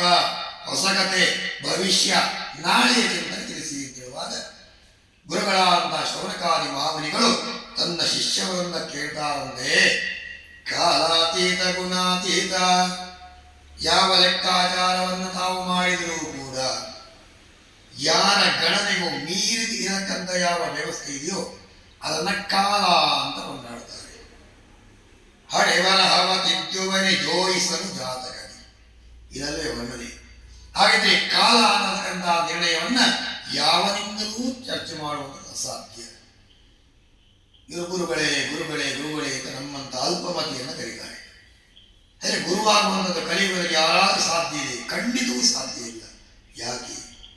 ಅಜ್ಞಾನತಿಮಿರಾಂಧಸ್ಯ ಜ್ಞಾನಾಂಜನ ಶಲಾಕಯ. ಅಜ್ಞಾನ ಎಂಬಂತಹ ಕತ್ತಲೆ ಬಾಸಕ್ಕಂಥ ಶಿಷ್ಯನ, ಅಜ್ಞಾನ ಎಂಬಂತಹ ಹೊಲಸನ್ನ ತೊಳೆದು ಸುಜ್ಞಾನ ಎಂಬಂತಹ ಬೆಳಕನ್ನು ಕೊಟ್ಟು ಶುಚಿತ್ವದ ಶುಭ್ರವಾದಂತಹ ಸ್ವಲ್ಪ ಜೀವನವನ್ನ ದಾರಿಯನ್ನ ಅನುಗ್ರಹಿಸಕ್ಕಂಥವನು ಗುರುವಾಗುತ್ತಾನೆ. ಹಾಗೆ ಅಂತಹ ಗುರು ಯಾವಾಗ ನಾನಾದೆ, ನಿಮ್ಮಂಥ ಪುಣ್ಯಾತ್ಮ ಶಿಷ್ಯರ ಗುರು ಅಂತ ಕರೆದಾಗ ನಾನು ಗುರು ಆದೆ. ಬಿಟ್ಟರೆ ನನ್ನಿಂದ ಮೇಲ್ಪಟ್ಟಂತ ನನಗುಪದೇಶ ಕೊಟ್ಟಂತವನು ಬಂದಾಗ ನಾನು ಶಿಷ್ಯನಾಗುತ್ತೇನೆ ಹೊರತು ನಾನು ನಿಮ್ಮೊಂದಿಗೂ ಗುರು ಆಗುವುದಿಲ್ಲ. ಹಾಗಿದ್ರೆ ಗುರು ಅನ್ನುವಂಥ ಯಾವ ಪೂರ್ಣತೆ ಇದೆಯೋ ಅಂತಹ ಗುರುವಿಗೆ ನಾನು ಶಿಷ್ಯನೇ ಹೊರತು ನಿಮಗೆ ಮಾತ್ರ ಅಲ್ಪ ಸಂಕೇತವಾದಂಥ ಗುರು ಅಂತ ಶೌನಕಾದಿ ಮಾವಲಿಗಳು ಶಿಷ್ಯರಿಗೆ ಕೇಳ್ತಾರಂತೆ. ನಿಮಗೆ ಉಳಿದಂತಹ ಸಂಶಯ ಇರಪ್ಪ ಗುರುಗಳೇ, ಕಲಿಯುಗದಲ್ಲಿ ಹುಟ್ಟತಕ್ಕಂತಹ ಮನುಷ್ಯರ ಗುಣನಡತೆ ವ್ಯವಹಾರ ಜೀವನ ಇದರ ಬಗ್ಗೆ ಸ್ವಲ್ಪ ತಿಳಿಸ್ತೀರಾ? ಅವರ ಉದ್ಧಾರ ಯಾರಿಂದ ಸಾಧ್ಯ? ಆಗ ಶೌನಕಾದಿ ಮಾವನಿಗೆ ಹೇಳ್ತಾರಂತೆ, ಗುರುಗಳೇ, ಜಾ ಶಿಷ್ಯರೇ, ಕಲಿಯುಗದ ಉದ್ಧಾರ ಇದರ ಬಗ್ಗೆ ಚರ್ಚೆ ಅದು ನಾರದ ಮತ್ತು ಶ್ರೀಮನ್ನಾರಾಯಣ ಅವರೊಳಗೆ ನಡೆದಂತಹ ಚರ್ಚೆ ಬಿಟ್ಟರೆ ನನ್ನಲ್ಲಿ ಕೊಡುವಂತಹ ಉಪದೇಶಗಳು ಸಂಗ್ರಹಗಳು ಏನೂ ಇಲ್ಲ ಅಂತ ಕೈಗೊಳ್ಳು ಬಿಡ್ತಾರೆ ಶೌನಕಾದಿ ಮಾವನಿಗಳು. ಆಗ ಶಿಷ್ಯರಿಗೆ ರಾಶಿಯಾಗ್ತದೆ. ನಮ್ಮ ಸಂಕಲ್ಪ ಕಲಿಯುಗದ ಬಗ್ಗೆ ತಿಳಿಯುವಂತಹದ್ದು, ನಾಳಿನ ವಿಚಾರವನ್ನು ಸಂಗ್ರಹಿಸುವಂತಹದ್ದು, ನಾಳೆಗೆ ಬೇಕಾದ ಸುಲಭೋಪಾಯಾದಿಗಳನ್ನು ಭಗವದ್ ಅನುಗ್ರಹದ ದಾರಿಯನ್ನು ತಿಳಿಯುವಂತಹದ್ದು, ಕಲಿಯುಗದಲ್ಲಿ ಅವತಾರ ಪಡೆಯತಕ್ಕಂತಹ ದೇವರು ಯಾರು ಅಂತ ತಿಳಿಬೇಕಾಗಿದೆ. ಗುರುಗಳು ಕೈ ತೊಳೆದ್ರಲ್ಲ, ಹಾಗಿದ್ರೆ ಗುರುಗಳೇ ನಮ್ಮ ಸಂಶಯವನ್ನು ಪರಿಹರಿಸಿ ಅಂತ ಕೇಳಿ ಸಾಷ್ಟಾಂಗ ನಮಸ್ಕಾರ ಮಾಡುವಾಗ ಗುರುಗಳ ಅಂತ ಶೌನಕಾದಿ ಮಾವನಿಗೆ ಹೇಳ್ತಾರಂತೆ, ಓ ಶಿಷ್ಯರೇ, ಏಕದಾ ನಾರದ ಯೋಗಿ ಫಲಾನುಗ್ರಹ ಕರ್ಜಯ ಪರ್ಯಟನ ವಿವಿಧಾಲೋಕ ಮೃತ್ಯುಲೋಕಾಮಿಹಾಗತ ಮೃಜಂದೆ ಇತಿ ಮರ್ತ್ಯ. ಇವತ್ತು ಹುಟ್ಟಿದವ ನಾಳೆ ಬದುಕಿ ನಾಡಿದ್ದು ಖಂಡಿತವಾಗಿಯೂ ಸಾಯ್ತಾರೆ ಎಂದಿದ್ರೆ, ಚರ ಸ್ಥಿರ ವಸ್ತುಗಳಿಗೂ ನಾಶ ಅನ್ನುವಂಥದ್ದಿದ್ರೆ ಅದು ಈ ಮೃತ್ಯುಲೋಕ ಭೂಲೋಕ. ಅಂದ ಭೂಲೋಕದಲ್ಲಿ ಬ್ರಹ್ಮ ಶಾಪದಿಂದ ಬ್ರಹ್ಮ ಮಾನಸಪುತ್ರನಾಗುತ್ತೆಂದು ಈ ನಾರದ ಮಹಾಮನಿಗಳು ಅದಲ ವಿತಲ ಸುತಲ ರಸಾತಲ ತಲತಲ ಪಾತಾಲಾದಿ ಅಧೋಲೋಕ 7 ಲೋಕವನ್ನು ಸಂಚಾರ ಮಾಡ್ತಾನೆ. ಭೂಲೋಕ, ಭೂಲೋಕ, ಸ್ವರ್ಲೋಕ, ಮೌರ್ಲೋಕ, ಊರ್ಧ್ವ 7 ಲೋಕಗಳನ್ನು ತಾನು ಸಂಚಾರ ಮಾಡ್ತಾನೆ.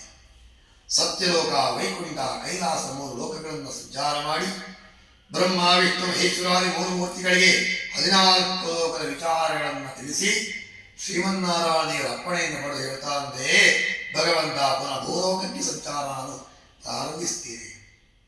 ಕಲಿಯುಗ ಪ್ರಾರಂಭವಾಗ್ತಾ ಇದೆ, ಜನರ ಮನೋಧರ್ಮ ಏನು ವ್ಯತ್ಯಾಸ ಆಯಿತು ತಿಳಿಬೇಕು ಅಂತ ಹೇಳಿ ಆ ನಾರದ ಭೂಲೋಕಕ್ಕೆ ಇಳಿದು ಬರುವಾಗ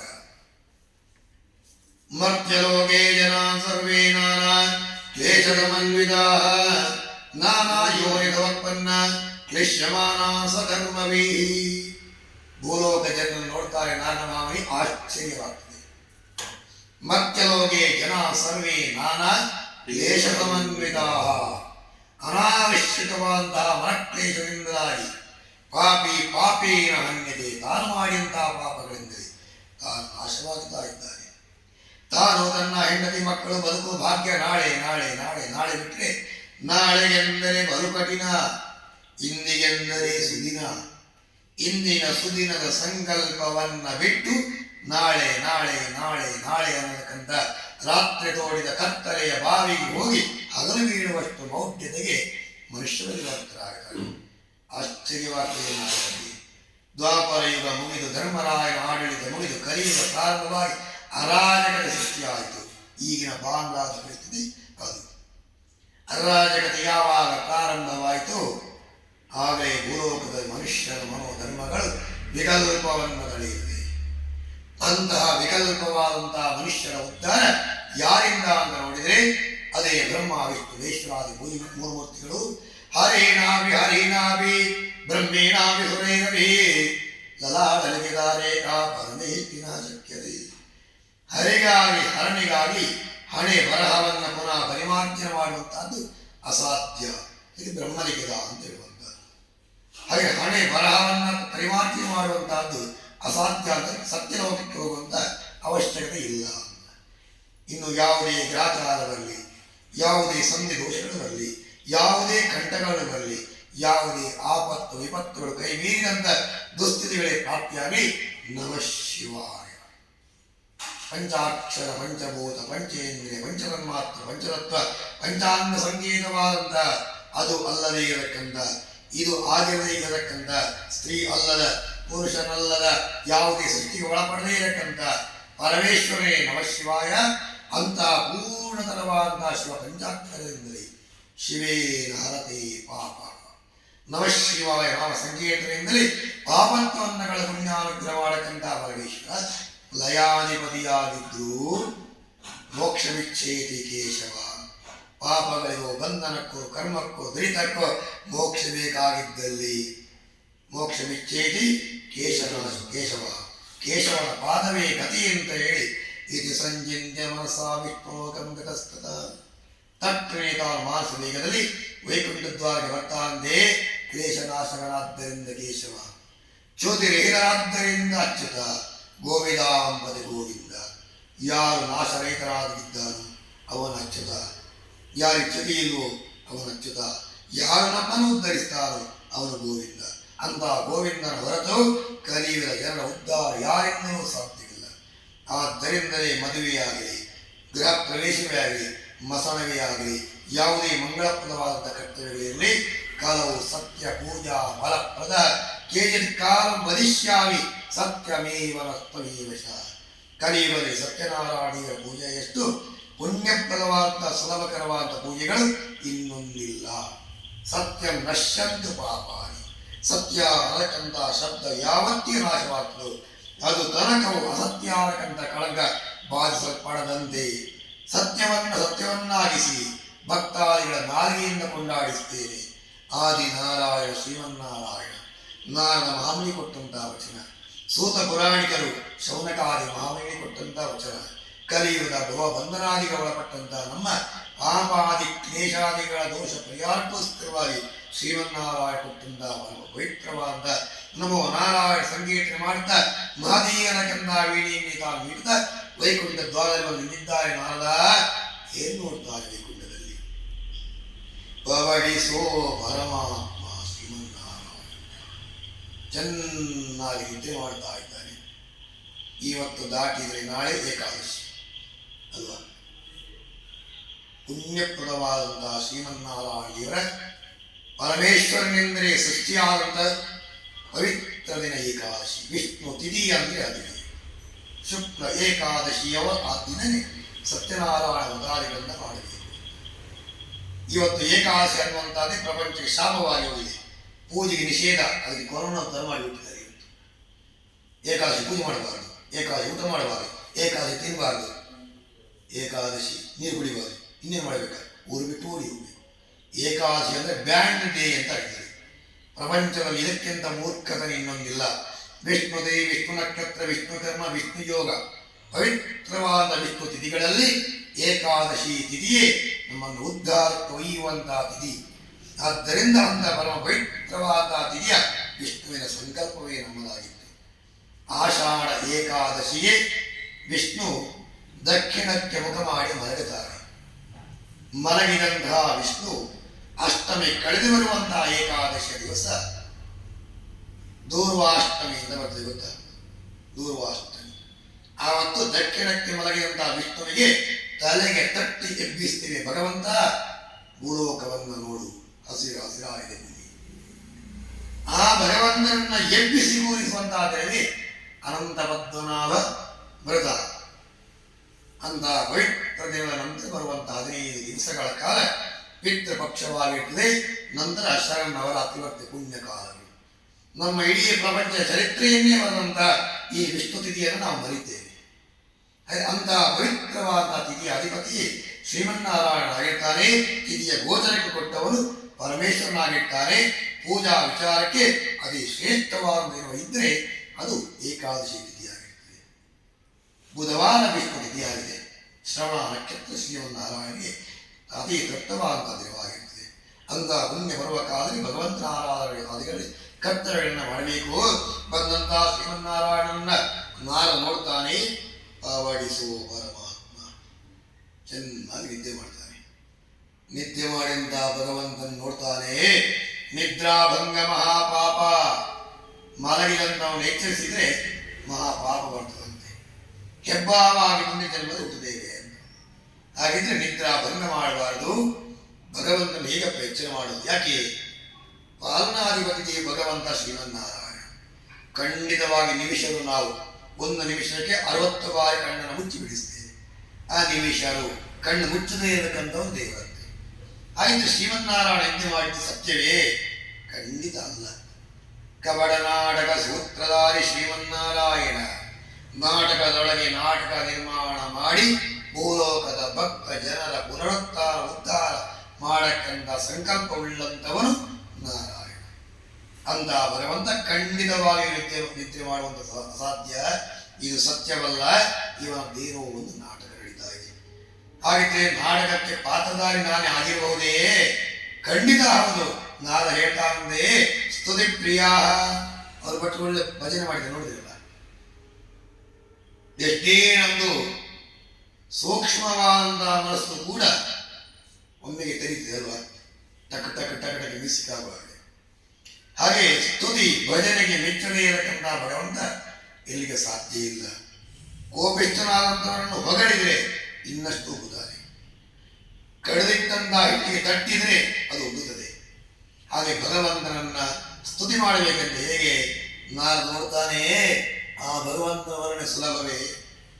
ಅದರ ಬದಲಾಗಿ ಅವನು ಹೇಗಿದ್ದಾನೋ ಹೇಳಿಬಿಟ್ರೆ ಆಯ್ತು. ಭಗವಂತ ಸ್ತುತಿ ಆಗ್ತದೆ. ಹೇಗೆ? ತತ್ರ ನಾರಾಯಣಂ ದೇವಂ ಶುಕ್ಲವರ್ಣಂ ಚತುರ್ಭುಜಂ ಶಂಖಚಕ್ರ ಗದಾ ಪದ್ಮ ವನಮಾಲಾ ವಿಭೂಷಿತಂ. ಆ ಭಗವಂತ ಹೇಗಿದ್ದಾನೆ? ಸೂರ್ಯ ಉದಯ ಕಾಲದಲ್ಲೂ ಸೂರ್ಯ ಅಸ್ತಮಾನ ಕಾಲದಲ್ಲೂ ಕೇವಲ ಸೂರ್ಯದೇವರು ಬಂಗಾರದ ಭಟ್ರಂತೆ ಕಾಣ್ತಾನೆ. ಅಂತಹ ಬಂಗಾರ ಪ್ರವೇ ಆ ಭಗವಂತನ ತಲೆ ಹಿಂದೆ ಕಿರಣವಾಗಿ ನಾವು ನೋಡಬಹುದು.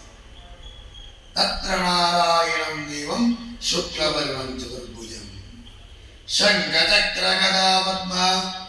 4 ಕೈಗಳುಳ್ಳಂತಹ ಹೇ ಭಗವಂತ. ಶಂಖಾರಕಂತ ಶಾಂತ ಪ್ರತೀಕ, ಚಕ್ರಾರಕಂತ ತಾಮಸವಾಂತ ಗುಣ. ಶಂಖಚಕ್ರ ಗದಾ. ಗದಾ ಅಂದ್ರೆ 2 ಸಂಕಲ್ಪಗಳಿದೆ. ನಾಶ ಅಂತ, ಪಾಪಗಳನ್ನು ನಾಶ ಮಾಡುವಂಥದ್ದು ಗದಾ ಅಂತ. ಕಷ್ಟಗಳನ್ನು ನಾಶ ಮಾಡುವಂಥದ್ದು ಗದಾ ಅಂತ. ಭಯವನ್ನು ಸೃಷ್ಟಿ ಮಾಡುವಂತಹದ್ದು ಗದಾ. ಪೊಲೀಸ್ ಕೈಯಲ್ಲಿ ನಿಂತರೆ ಲಾಠಿ ಹೇಳ್ತಾರೆ. ಅದನ್ನು ಹೇಳಿದಾಗ ಊರು ಬಿಟ್ಟು ಓಡಿ ಹೋಗ್ತಾರೆ ಎಲ್ಲರೂ. ಅದೇ ತರವಾಗಿ ಪ್ರಪಂಚಕ್ಕೆ ಪಾಲನಾಧಿಪತಿಯು ದಂಡನಾಧಿಪತಿಯು ನಾನೇ ಎನ್ನುವಂಥ ಸಂಕಲ್ಪ ಎಂದರೆ ಗದಾ ಪಾಣಿ. ಪಾಣಿ ಅಂದ್ರೆ ಕೈ. ಗದೆಯನ್ನು ತಾನು ಹೇಳಿಕೊಂಡು ಪ್ರಪಂಚಕ್ಕೆ ತೋರಿಸ್ತಾರಂತೆ. ದಂಡನೆ ಕೊಡುವಾತನು, ರಕ್ಷಿಸುವಾತನು, ಶಿಕ್ಷಿಸುವಾತನು ನಾನೇ. ಗದಾ ಪಾಣಿ. ಸೂರ್ಯೋದಯ ಕಾಲ ಸೂರ್ಯ ಕಿರಣ ಸ್ಪರ್ಶ ಮಾತ್ರ ಅಂದರೆ ಅರಳಕ್ಕಂತಹ ಕಮಲ ಪುಷ್ಪವನ್ನೇ ಕೈಲಿ ಹಿಡಿಕೊಂಡು ಗಂಧ ಚಂದ್ರಾದಿವನ್ನೇ ತಾನು ಭೂಷಣವನ್ನಾಗಿಸಿಕೊಂಡು ಪ್ರಕೃತಿ ಪುರುಷಕ್ಕೆ ಅಧಿಪತಿ ಅನ್ನಕ ಸಂಕೇತ ಎಂದರೆ ಆ ಭಗವಂತ ಆದಿ ಮಧ್ಯಾಂತರೇದನಾಂತ ಅನಂತರ ಆದಿಶೇಷನ ಮೇಲೆ ಚೆನ್ನಾಗಿ ವಿದ್ಯೆ ಮಾಡ್ತಾ ಯಾವ ಐಶ್ವರ್ಯಕ್ಕೋಸ್ಕರವಾಗಿ ಅನ್ಯಾಯ ಮೋಸ ವಂಚನೆ ಮಾಡ್ತೀರೋ ಅಂತಹ ಐಶ್ವರ್ಯಾಧಿಪತಿಯಾದ ಮಹಾಲಕ್ಷ್ಮಿಯನ್ನೇ ತಾನು ಪತ್ನಿಯನ್ನಾಗಿಸಿಕೊಂಡು ತಾನು ಪಾದಸೇವೆಗೆ ಇರಿಸಿಕೊಂಡಿದ್ದಾನೆ. ಪತ್ನಿಯಾದಂಥವಳ ಕೆಲಸ ಏನು? ಬೈಯುವುದಲ್ಲ, ಗಂಡನ ಪಾದಸೇವೆ ಮಾಡುವಂತಹದ್ದು. ವಿಷ್ಣೋರ್ಯತ್ ಪರಮಂ ಪದಂ. ವಿಷ್ಣುವಿನ ಪದ ಬೇಕಾದಿದ್ದಲ್ಲಿ ವಿಷ್ಣೋರ್ಯತ್ ಪರಮಂ ಪಾದಂ. ವಿಷ್ಣುವಿನ ಪಾದವನ್ನು ಹಿಡಿಬೇಕಂತೆ. ನೇರವಾಗಿ ವಿಷ್ಣು ಸಿಗದೇ ಇದ್ದಾಗ ಲಕ್ಷ್ಮಿಯಾದಂಥವಳು ವಿಷ್ಣುವಿನ ಪಾದವನ್ನು ಹಿಡಿಕೊಂಡು 10,000 ರೂಪಾಯಿ ಕೊಡ್ತಾರೆ. ಹಾಗೆ ವಿಷ್ಣೋರ್ಯತ್ ಪರಮಂ ಪದಂ. ವಿಷ್ಣುವಿನ ಪದ ಬೇಕಾಗಿದ್ರೆ ವಿಷ್ಣುವಿನ ಪಾದಕ್ಕೆ ನಾವು ಅರ್ಚನೆಯನ್ನು ಮಾಡಿದೆ. ಹಾಗೆ ಆ ಭಗವಂತ ಸಂತೃಪ್ತನಾಗ್ತಾನೆ. ಐಶ್ವರ್ಯಾಧಿಪತಿಯಾದ ಮಹಾಲಕ್ಷ್ಮಿಯೇ ವಿಷ್ಣುವಿನ ಪಾದ ಸೇವನೆಯನ್ನ ಮಾಡ್ತಾ ಸುಖ ತಲ್ಪದಲ್ಲಿ ಭಗವಂತ ಮಲಗಿದ್ದಾನೆ. ತುಂಬುರು ನಾರದಯುಕ್ತವಾದಂತಹ ಗಾನ ಕೇಳಿ ಗಂಧರ್ವ ನೃತ್ಯ ಮೇಳ ತುಂಬುರು ನಾರದಾದಿ ಸಂಗೀತದ ಸೃಷ್ಟಾವೇದೆಯನ್ನು ಮೊದಲುಕೊಂಡು ಆ ಭಗವಂತ ಮಲಗಿದ್ದಾನೆ. ಎಷ್ಟೇ ವರ್ಣನೆ ಮಾಡಿದರೂ ಭಗವಂತ ಎಚ್ಚರಗೊಳ್ತಾ ಇಲ್ಲ. ನಾರದ ಯೋಗಿಸ್ತಾನೆ ಇನ್ನಿಷ್ಟು ಸ್ತುತಿ ಮಾಡೋದು. ಈತನನ್ನು ಸ್ತುತಿ ಮಾಡುವುದರ ಬದಲಾಗಿ ಒಂದೇ ದಾರಿ ಸರ್ವ ಪ್ರಹರಣಾಯುಧ ಓಂ ನಮ ಇತಿ. ಅತ್ಯನಿಷ್ಠ ದಶಾಂಗುಲಂ 10 ಅಂಗುಲಕ್ಕಿಂತ ಮೇಲ್ಪಟ್ಟು ಭಗವಂತನ ಪಾದ ಇದೆ. ಅದಕ್ಕೋಸ್ಕರ ಗೋವಿಂದ ಗೋವಿಂದ ಅಂತ ನಾವು ಮೇಲೆ ಕೈಯನ್ನು ಬಡಿತೇವೆ. ಭಗವಂತನ ಪಾದ ನಮ್ಮ ತಲೆಯಿಂದ 10 ಅಂಗುಲ ಮೇಲ್ಪಟ್ಟಿದೆ. ಹಾಗೆ ಆ ಭಗವಂತನ ಪಾದವನ್ನು ಹಿಡಿಯಬೇಕಾಗಿದ್ರೆ ಸ್ತುತಿ ಮಾಡುವ ಸಾಧ್ಯವಿಲ್ಲ. ಯಾಕೆ? ಅಲಂಕಾರ ಪ್ರಿಯೋ ವಿಷ್ಣು. ಅದು ಮಠ ಹೇಳಿದ್ರಲ್ಲ, ಗೊಂಬೆ ಇದೆಯಾ, ಪಾಟ್ ಇದೆಯಾ, ಇನ್ನು ಮುಸುಂಬಿ ಇದೆಯಾ, ಚಿತ್ರಗುಳಿ ಇದೆಯೋ, ಇನ್ನೇನು ಪಟಗಳಿದೆಯೋ? ಯಾಕೆ? ಭಗವಂತ ನೀವೆಷ್ಟೇ ಅಲಂಕಾರ ಮಾಡಿ ಅವನಿಗೆ ಕಡಿಮೆ ಅಂತ. ಅಲಂಕಾರ ಪ್ರಿಯೋ ವಿಷ್ಣು. ಹಾಗೆ ಅಂತಹ ಭಗವಂತನನ್ನ ಅಲಂಕಾರಗಳೊಂದಿಗೆ ನಾವು ಸಂತೋಷಪಡಿಸಬೇಕು. ಅಂತಹ ಭಗವಂತನನ್ನ ಸಂತೋಷಪಡಿಸಬೇಕಾಗಿದ್ರೆ ಆ ಭಗವಂತನ ಸಂತೋಷಪಡಿಸೋದಕ್ಕೋಸ್ಕರವಾಗಿ ಸ್ತುತಿ ಮಾಡುವಂತಹದ್ದು ಅಸಾಧ್ಯ ಅಂತ ಹೇಳ್ಕೊಂಡಂತಹ ನಾರದ ಸಾಷ್ಟಾಂಗ ನಮಸ್ಕಾರ ಮಾಡಿ ಹೇಳ್ತಾನಂತೆಯೇ ಭಗವಂತ.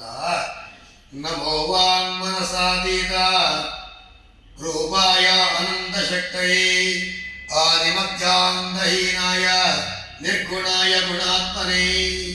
ಹೇ ಭಗವಂತ ಶ್ರೀಮನ್ನಾರಾಯಣ, ಇನ್ನೂ ದಿನ ಸ್ತುತಿ ಮಾಡಬೇಕೆ? ಅಸಾಧ್ಯ ಭಗವಂತ. ಯಾಕೆ? ನಮೋ ವಾಂ, ಒಂದೇ ನಾಯಿ ಉಳ್ಳಂತವ ನಾನಲ್ಲಿ, ಬ್ರಹ್ಮಶಾಪದಿಂದ ಬಂದ ಮಾತನಾಗುತ್ತಿರುವಂತ ಮನುಷ್ಯ ನಾನಲ್ಲಿ. ಸ್ತುತಿ ಮಾಡುವುದಕ್ಕೆ ಸಾಧ್ಯವೇ? ನೀನು ಮಲಗಿದಂತ ಆದಿಕೇಶವನ್ನೇ ನೋಡು ಭಗವಂತ. ಸಹಸ್ರವಕ್ರ 1,000 ಮುಖಗಳವರಿಗೆ, ದ್ವಿಸಹಸ್ರ ಏವಂ 2,000 ನಾಲಿಗೆಗಳವರಿಗೆ, 1,000 ಮುಖ 2,000 ನಾಲಿಗೆಯಲ್ಲಿ ನಿರಂತರದಿಂದ ಸೇವೆಯನ್ನ ಮಾಡ್ತಾ ಅನಂತ ನಾಮಕನಾದಂತ ಆ ಭಗವಂತ ದಿನದ 24 ಗಂಟೆ ವರ್ಷದ 365 ಕಾಲ ದಿನ ನಿನ್ನ ಸ್ತುತಿ ಮಾಡಿದರೂ ಆ ಸ್ತುತಿ ಮುಗಿಯಿಲ್ಲ ಭಗವಂತ. ಹಾಗಿದ್ರೆ ಒಂದೇ ನಾಲಿಗೆಯಿಂದ ನಾನು ನಿನ್ನ ಸ್ತುತಿ ಮಾಡುವುದು ಬಿಡು ಭಗವಂತ. ಅಸಾಧ್ಯ. ಮನಸಾತೀತ, ನನ್ನ ಮನಸ್ಸಿನಿಂದ, ರೂಪಾಯ, ನಿನ್ನ ರೂಪಗಳನ್ನು, ಅನಂತ ಶಕ್ತಿ, ಎಣಿಸುವಂತಹದ್ದು ಕಷ್ಟ ಭಗವಂತ. ಆದಿ ಮಧ್ಯಾಂತಹೀನಾಯ, ನಿನ್ನ ಆದಿ ಮಧ್ಯ ಅಂತ್ಯ ನಿನ್ನ ತಾಯಿಯ ಅಂತ ಆದಿಮಾತೆಯೇ ಗೋಚರವಾಗಿಲ್ಲ ಭಗವಂತ. ತಿಳಿಯುವಂತಾಗನೇ ಸಾಧ್ಯವೇ? ಆದಿ ಮಧ್ಯಾಂತಹೀನಾಯ ನಿರ್ಗುಣಾಯ, ಸಾತ್ವಿಕವೋ ರಾಜಸವೋ ತಾಮಸವೋ ನಿರ್ಗುಣಾಯ, ಆ 3 ಗುಣಗಳಲ್ಲೂ ಇಲ್ಲದೆ ಕಂಡವು ನೀವು. ಗುಣಾತ್ಮನೇ, ಅಯ್ಯೋ ಭಗವಂತ ಎಲ್ಲ ಗುಣಗಳು ನಿನ್ನಲ್ಲೇ ಇದೆ.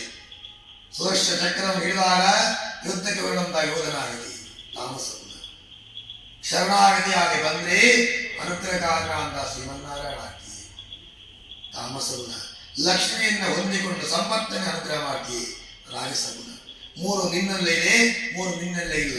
ಹಾಗಿದ್ರೆ ನೀನಪ್ಪ ನಿರ್ಗುಣಾಯ ಗುಣಾತ್ಮೆ, ಗುಣಗಳು ಇಲ್ಲದೆ ಇರುವಂತ ಗುಣಗಳೆಲ್ಲವನ್ನು ಹೊಂದಿರತಕ್ಕಂಥ ಏ ಭಗವಂತ.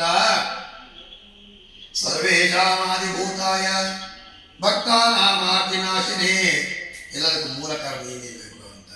ಈ ಭೂಲೋಕದ ಪಾಪಿ ಜನರ ಪಾಪಗಳನ್ನ ಪರಿಹಾರ ಮಾಡಿ ಉದ್ಧಾರದ ದಾರಿದ್ರ್ಯ ಹೇಳುವಾಗ ಭಗವಂತ ಎದ್ದು ನಕ್ಕು ಬೇಕಾಗಿಲ್ಲ.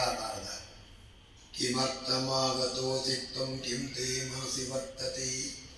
ಯಾವುದೋ ಲಾಭಾಪೇಕ್ಷೆಗೋಸ್ಕರವಾಗಿ ನೀನು ವೈಕುಂಠತ್ವ ಎಷ್ಟು ಅವಸರವಾಗಿ ಬಂದಿದ್ದಿ ಅಂತ ಅನಿಸಿದ್ರೆ ನಿನಗೆ ಯಾವ ಲಾಭಾಪೇಕ್ಷೆ ಇರಲಿ? ನಿನಗೋಸ್ಕರವಾಗಿ ಏನು ಕೇಳಿಲ್ವೇ? ಭಕ್ತನಾಮಾರ್ತಿ ನಾಶಿನಿ, ಭೂಲೋಕದ ಜನರ ಉದ್ಧಾರಕ್ಕೋಸ್ಕರವಾಗಿ ಪ್ರಾರ್ಥನೆ ಮಾಡ್ತಾ ಇದ್ದೀನಲ್ಲ, ಸಂತೋಷವಾಗಿ. ಪರೋಪಕಾರಾರ್ಥಾಯ ಇದಂ ಶರೀರಂ, ಇನ್ನೊಬ್ಬರ ಉದ್ಧಾರಕ್ಕೋಸ್ಕರವಾಗಿ ಬದುಕತಕ್ಕಂತಹದ್ದಕ್ಕೋಸ್ಕರವಾಗಿ ಮನುಷ್ಯನಾಗಿ ಹುಟ್ಟಿ ಬಂದಂಥವ್ರು ನಾವು. ಇದನ್ನು ತಿಳಿಯದೆ ಕೇವಲ ಸ್ವಾರ್ಥಿಗಳಾಗಿ ಸ್ವಾರ್ಥ ಭಾವನೆಯಿಂದ ನಾವು ಬದುಕಿದ್ದೇವೆ. ಹಾಗೆ ನಾರದ ಭೂಲೋಕದ ಜನರ ಉದ್ಧಾರ ಸಾಧ್ಯವೇ? ಯಾಕೆ? ನಾನು ನನ್ನ ಹೆಂಡತಿ ಮಕ್ಕಳು ಬದುಕುವ ಭಾಗ್ಯ ನಾಳೆ ನಾಳೆ ನಾಳೆ ನಾಳೆ ಅಷ್ಟೇ ಬಿಟ್ಟರೆ ಮನುಷ್ಯನಿಗೆ ಇವತ್ತು ಆರೋಗ್ಯ ಯೌವನ ಇರುವಾಗ ತಿನ್ನೋದಿಲ್ಲ. ನಾಳೆಗೆ ನಾಳೆಗೆ ನಾಳೆಗೆ ಇಟ್ಟು ಅದು ಭೂಸರವರಿಗೆ ಕಾಮೆರಿಸಿ ತುಳುವಲ್ಲೊಂದು ಮಾತೆ ಕುಳಿಂಡಲ ಕೊಳಾಯಿ ಅಂತ, ಅದು ಕೊಳದ್ರು ಇನ್ನೊಬ್ಬರಿಗೆ ಕೊಡುವುದಿಲ್ಲ. ಇದು ಮನುಷ್ಯರ ಗುಣವಾಗಿರ್ತದೆ. ಹಾಗೆ ಅಂತಹ ಮನುಷ್ಯ ಗುಣವುಳ್ಳಂತ ಈ ಭೂಲೋಕದ ಮನುಷ್ಯ ಉದ್ಧಾರ ಸಾಧ್ಯವೇ ನಾರದ? ಆಗಲ್ಲಪ್ಪ. ಸತ್ಯನಾರಾಯಣ ವೃತಂ ಕೃತ್ವ, ಭೂಲೋಕದಲ್ಲಿ ಸತ್ ಅಂದ್ರೆ ಉತ್ತಮ, ಯ ಅಂದ್ರೆ ಗತಿ, ಜೀವನದಲ್ಲಿ ಸುಖವೆಂಬಂತಹ ಸದ್ಗತಿಯನ್ನ ಕೊಡತಕ್ಕಂತಹ ನರ ಅಂದ್ರೆ ನೀರು, ಎಣ ಅಂದ್ರೆ ಸಂಚಾರ ಮಾಡತಕ್ಕಂಥ, ನರ ಅಂದ್ರೆ ನೀರು, ಎಣ ಅಂದ್ರೆ ಮಲಗಿದಕ್ಕಂಥ, ನರ ಅಂದ್ರೆ ಜ್ಞಾನ, ಎಣ ಅಂದ್ರೆ ಕೊಡತಕ್ಕಂಥ, ನೀರಿನಲ್ಲಿ ಮಲಗಿ ನೀರಿನಲ್ಲಿ ಸಂಚರಿಸ್ತಾ ಜ್ಞಾನವನ್ನ ಕೊಡತಕ್ಕಂಥ ಸತ್ಯನಾರಾಯಣನಾದಂಥ ನನ್ನ ವ್ರತವನ್ನ ಪ್ರಪಂಚದಲ್ಲಿ ಭಕ್ತಿ ಶ್ರದ್ಧಾ ಸಮನ್ವಿತೋ ಭೂತ್ವ ಚಕಾರ ವಿಧಿನ ಮೃತ ಭಕ್ತಿಯಿಂದಲೂ ಶ್ರದ್ಧೆಯಿಂದಲೂ ಯಾರು ಆಚರಿಸ್ತಾರೋ ಅವರಿಗೆ ಇಯಂ ಸುಖಂ ಭೂತ್ವ ಇಹದಲ್ಲಿ ಸುಖವನ್ನು ಅನುಗ್ರಹಿಸ್ತೇನಪ್ಪ. ಆಮೇಲೆ ಅಷ್ಟೇ ಸಾಕ. ಪರತ್ರ ಮೋಕ್ಷ ಪುನಿಯಾತಿ. ನಮಗೆಲ್ಲ ಬಾಧೆ ಯಾವುದು? ಮೋಕ್ಷ ಸಿಗದೇ ಇರತಕ್ಕಂಥ ಜೀವಿಗಳು. ಹಾಗಿದ್ರೆ ಪರತ್ರ ಮೋಕ್ಷ ಪುನಿಯಾತಿ, ನಿನ್ನ ಸತ್ಯನಾರಾಯಣ ವ್ರತವನ್ನ ಮಾಡಿದಂಥವನಿಗೆ ಮೋಕ್ಷಕ್ಕೆ ಯಾವತ್ತೂ ಯಾವ ಅಡ್ಡಿಗಳು ಬರಲಾರದು. ಆದ್ದರಿಂದ ಮಂಗಳಪ್ರದವಾದಂತಹ ವಿಷ್ಣು ಲಾಭಗಳ ಪರಿಹಾರಕ್ಕೋಸ್ಕರವಾಗಿ ವಿಷ್ಣುವಿನ ಆರಾಧನೆಗಳಲ್ಲಿ ಸತ್ಯನಾರಾಯಣ ವ್ರತ ಒಂದಾಗಿರ್ತದೆ. ಅಂತಹ ಮೋಕ್ಷಕಾರಗಳ ನನ್ನ ವ್ರತವನ್ನ ಕಲಿಯುಗದಲ್ಲಿ ಆರಾಧನೆ ಮಾಡಿದರೆ ಅಷ್ಟು ಹೇಳಬೇಕಾದ್ರೆ ನಾಲ್ಕರ ಭಗವಂತ ಲಾಭ ಏನಾದರೂ ಇದೆಯೇ? ನಾಗ ಭಗವಂತ ಹೇಳುವಂತ ಮಾಮೇ ಮಾಂಸು ಎಲ್ಲಪ್ಪ ನಾರದ ನನ್ನ ಅಂಶದಿಂದಲೇ ಹುಟ್ಟಿದ್ದು. ಮಕ್ಕಳಾಗದೇ ಇರತಕ್ಕಂತಹ ಪ್ರಪಂಚದ ವೈದ್ಯರಿಂದಲೇ ಮಕ್ಕಳಾಗಿಲ್ಲ. ಯಾಕೆ ವೈದ್ಯರೇ ಮಕ್ಕಳಾಗಿಲ್ಲ? ಇದರಲ್ಲಿ ಆಶ್ಚರ್ಯ ಪ್ರಪಂಚದಲ್ಲಿ. ಹಾಗಿದ್ರೆ ಆ ಮಕ್ಕಳು ಅನ್ನುವಂಥ ಸಂತತಿಯನ್ನು ಕೊಡತಕ್ಕಂಥ ಭಗವಂತ. ಹುಟ್ಟಿದಂತಹ ಮಕ್ಕಳು ಸನ್ಮತಿವಂತರಾಗಿ ಬರಬೇಕಾಗಿದ್ದರೆ ಸತ್ಯನಾರಾಯಣ ಪುಣ್ಯದ ಫಲ ಕುಟುಂಬದಲ್ಲಿ ಇರಬೇಕಂತೆ. ಹಾಗೆ ಅಂತಹ ಸತ್ಸಂತಾನಗಳನ್ನು ಪಡ್ಕೊಂಡಂತಹ ಮನುಷ್ಯರಿಗೆ ಆ ಸನ್ಮತಿಗಳನ್ನು ಅನುಗ್ರಹಿಸ್ತೇನೆ ಕೊಂಡಾದ. ಆದರೆ ಭಕ್ತಿಯಿಂದಲೂ ಶ್ರದ್ಧೆಯಿಂದಲೂ ನನ್ನದಾದಂತಹ ವ್ರತವನ್ನು ಆಚರಿಸಿದ್ದಾರೆ. ಆದರೆ ಲಾಭ ಎಷ್ಟೊಂದು ಕೇಳುವಾಗ ಭಗವಂತ ಹೇಳ್ತಿದ್ದ ನಾರದ ಬಿಡಪ್ಪ, ಇದು ನನ್ನ ಅಂಶದಿಂದಲೇ ಹುಟ್ಟಿದಂಥ ಕಲಿಯುವ ಜನರಲ್ವೇ ದುಃಖ ಶೋಕಾದಿ ಶಮನಂ ಧನ ಧಾನ್ಯ ಪ್ರವರ್ಧನಂ ಸೌಭಾಗ್ಯ ಸಂತತಿಕರಂ ಸರ್ವತ್ರ ವಿಜಯಪ್ರದಂ. ಮನುಷ್ಯನಿಗೆ ವಾಸಂತಾಗ್ತದೆ ದುಃಖ ಮತ್ತು ಶೋಕ, ಎರಡು ಬೇರೆ ಬೇರೆ ಹೇಳಿದ್ರೆ ಅವರು ಒಂದು ಹೇಳ್ತಾರೆ. ಯಾಕೆಂದರೆ ಅಳೋದಕ್ಕೆ ದುಃಖ ಅಂತಲ್ವೇ, ಅಳೋದಕ್ಕೆ ಶೋಕ ಅಂತ ಶಾಸ್ತ್ರಕ್ಕೆ ಬೇರೆ ಬೇರೆ ಅಂತ. ದುಃಖ ಅನ್ನುವಂಥ ಸ್ವಾಭಾವಿಕವಾಗಿ ಬರುವಂತಹದ್ದು.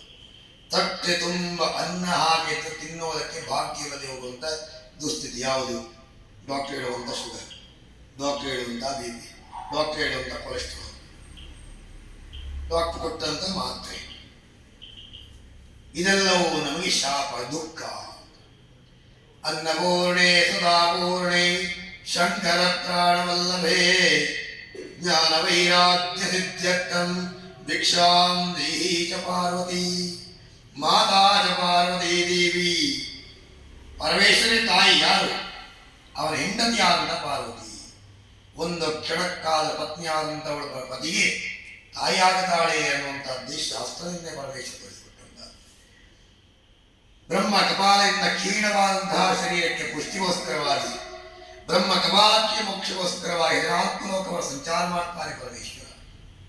ಕೊನೆಗೆ ತನ್ನ ಮಡದಿಯಾದಂತಹ ಕಾಶಿ ವಿಶಾಲಾಕ್ಷಿಯದವರು ಬೇಡ್ತಾನೆ, ಎಲ್ಲ ವಿಶಾಲಾಕ್ಷಿಯೇ ಮುಕ್ತಿಯನ್ನು ಕೊಡ ಕಪಾಲಕ್ಕೆ ಅಂತ. ಆಕೆ ಕೊಟ್ಟಂತಹದ್ದೇ ಅನ್ನ. ಅನ್ನಂ ಬ್ರಹ್ಮ ರಸೋ ವಿಷ್ಣು. ಯಾವ ರಸ, ಸಾರು, ಸಾಂಬಾರು ರುಚಿಯೋ ಏನಿದೆಯೋ ಅದು ವಿಷ್ಣುವಾಗಿರ್ತಾನೆ. ಅನ್ನಂ ಬ್ರಹ್ಮ, ಅನ್ನವೇ ಬ್ರಹ್ಮನಾಗಿರ್ತಾನೆ. ಆದ್ದರಿಂದ ತಟ್ಟೆಯ ಅನ್ನವನ್ನು ಎಸೆಯಬಾರದು.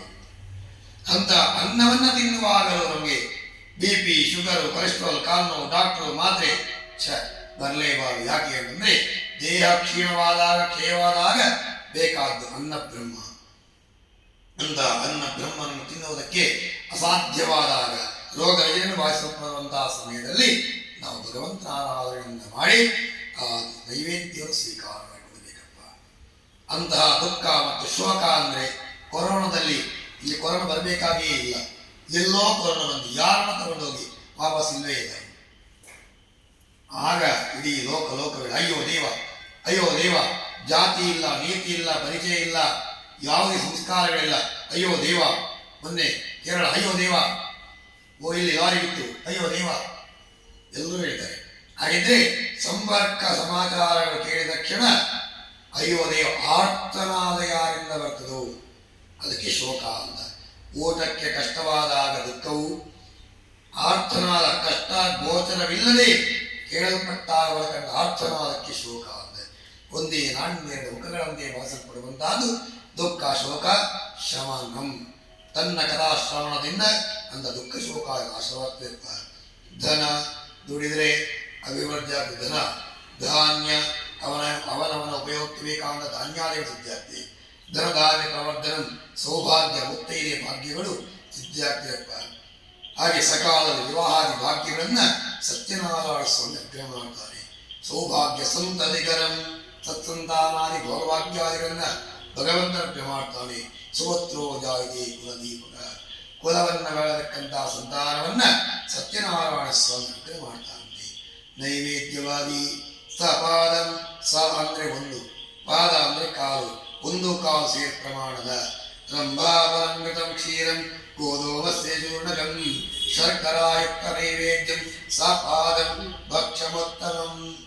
ರಂಭಾವರಂ ಬಾಳೆಹಣ್ಣು, ಘೃತಂ ಅಂದ್ರೆ ತುಪ್ಪ, ಶರ್ಕರ ಅಂದ್ರೆ ಸಕ್ಕರೆ, ಹಾಗೆಯೇ ಗೋಧಿಯ ಹುಡಿ ಅಥವಾ ಅಕ್ಕಿಯ ಹುಡಿ, ಹಾಲು, 5 ಬಗೆಯ ದ್ರವ್ಯಗಳನ್ನು ಸೇರಿಸಿ ಪಂಚಭೂತ ಪಂಚ ಇಂದ್ರಿಯ ಪಂಚತನ್ಮಾತ್ರ ಸಂಕೇತವಾಗಿ ಆ ನೈವೇದ್ಯವನ್ನು 1 ಕಾಲು ಸೇರ್ ಪ್ರಮಾಣದಿಂದ ಯಾವಾಗ ನನಗೆ ಅರ್ಪಿಸ್ತಾರೋ ಅದರಿಂದ ಸಂತೃಪ್ತನಾಗಿ ಕಲಿಯುಗದ ಭವ ಬಂಧನಾದಿಗಳನ್ನ ನಿವೃತ್ತಿ ಮಾಡಿ ಸನ್ಮಂಗಲಾದಿಗಳನ್ನ ಅನುಗ್ರಹ ಮಾಡ್ತೀವಿ ಅಂತೇಳಿ ಸತ್ಯನಾರಾಯಣ ಸ್ವಾಮಿ ಅನುಗ್ರಹವನ್ನು ಮಾಡ್ತಾರೆ. ಅದೇ ರೀತಿಯಾಗಿ 2ನೇ ಅಧ್ಯಾಯದ ಬ್ರಾಹ್ಮಣ ಕಾಶಿ ಕ್ಷೇತ್ರದಲ್ಲೇ ಹುಟ್ಟಿ ತಾನು ವೃದ್ಧಾಪ್ಯ ಕಾಲ ಬಂದಾಗ ಭವತಿ ಭಿಕ್ಷಾಂತಿ ಎಂದು ಭಿಕ್ಷೆಯನ್ನು ಬಿಡ್ತಾ ಹೋಗ್ತಾರೆ. ಅದೇ ಸಮಯಕ್ಕೆ ಸರಿಯಾಗಿ ತನ್ನ ಹೆಂಡತಿ ಮಕ್ಕಳ ಜೀವನ ಕಷ್ಟವಾಗಿರತಕ್ಕಂತಹ ಸಂದರ್ಭದಲ್ಲಿ ದೇಹತ್ಯಾಗ ಆತ್ಮಹತ್ಯೆ ಹೊರಟಂತಹ ಸಂದರ್ಭ ಭಗವಂತನಿಗೆ ಬ್ರಾಹ್ಮಣ ರೂಪದಲ್ಲಿ ಬಂದು ಕೊಡ್ತಾರೆ ಉಪದೇಶವನ್ನು. ನನ್ನದಾದಂತಹ ಸತ್ಯನಾರಾಯಣ ವ್ರತವನ್ನ ಕಲಿಯುಗದಲ್ಲಿ ಯಾವಾಗ ಆಚರಿಸ್ತಾರೋ ಅಂತವರಿಗೆ ಕಲಿಯುಗದ ಭವಬಂಧನಾದಿ ನಿವೃತ್ತಿ ಮಾಡುತ್ತೇನೆ.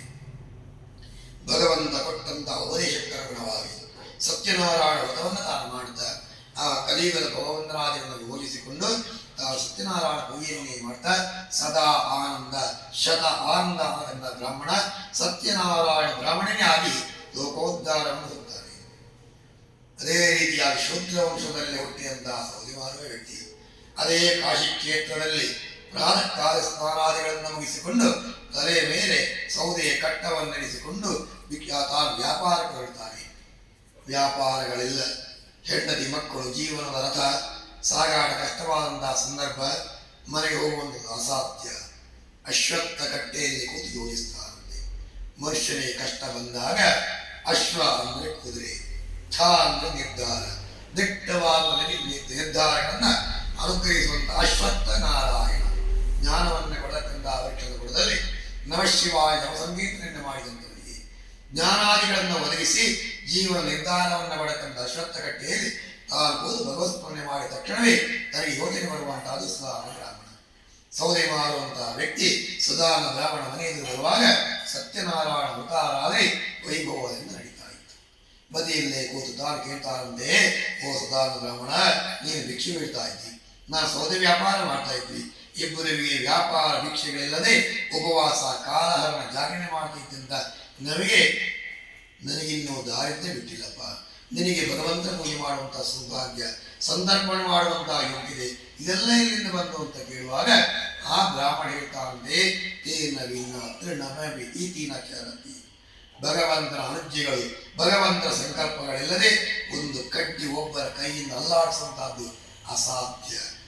ಇಲ್ಲ ಇದ್ರೆ ಇಲ್ಲಿಯ ಮಂಗಳೂರಿನ ಪುರೋಹಿತರು, ಎಲ್ಲಿ ಬೆಳಗಾವಿನ ಅರುಣ ಮಂಜುನಾಥ ನಾಯಕರ ಸಂಸಾರ, ಈ ಸಂಪರ್ಕಕ್ಕೆ ಮಧ್ಯದಲ್ಲಿ ಭಾರೀಶ ನಾರಾಯಣ ಅವನಿಲ್ಲಿಂದ.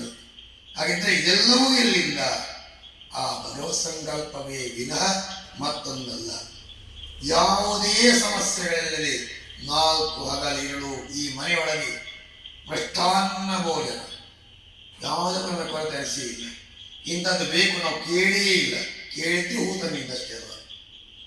ಅಷ್ಟೊಂದು ವ್ಯವಸ್ಥೆಗಳೊಂದಿಗೆ ಮಾಡಿ ಅಂತ ನಮ್ಮ 35 ವರ್ಷ ಭಗವತಿಯಲ್ಲಿ ಪ್ರಥಮ ಮನೆ. ಅಷ್ಟು ಯಾರಿಗೂ ಏನು ಕೊರತೆಗಳು 4 ಅನ್ನಾಹಾರಾದಿಗಳಿಂದ ಮೊದಲುಕೊಂಡು ಯಾವ ಕೊರತೆಯೂ ಇಲ್ಲದೆ ಇರುವಂತಹದ್ದು. ಹಾಗಿದ್ರೆ ಭಗವಂತ ನೆಲೆಸಿದ್ದಾರೆ, ಭಗವಂತ ನೆಲೆಸಿದ್ದಾರೆ ಸಾಕ್ಷಿ ಬೇಕಾ? ಅಷ್ಟು ದೊಡ್ಡ ನವಗ್ರಹ ಯಾಗವನ್ನು ಮಧ್ಯಾಹ್ನ ಹೊರಗೆ ನಿರ್ಭೀತಿಯಿಂದ ಮಾಡಿದ್ದೇವೆ.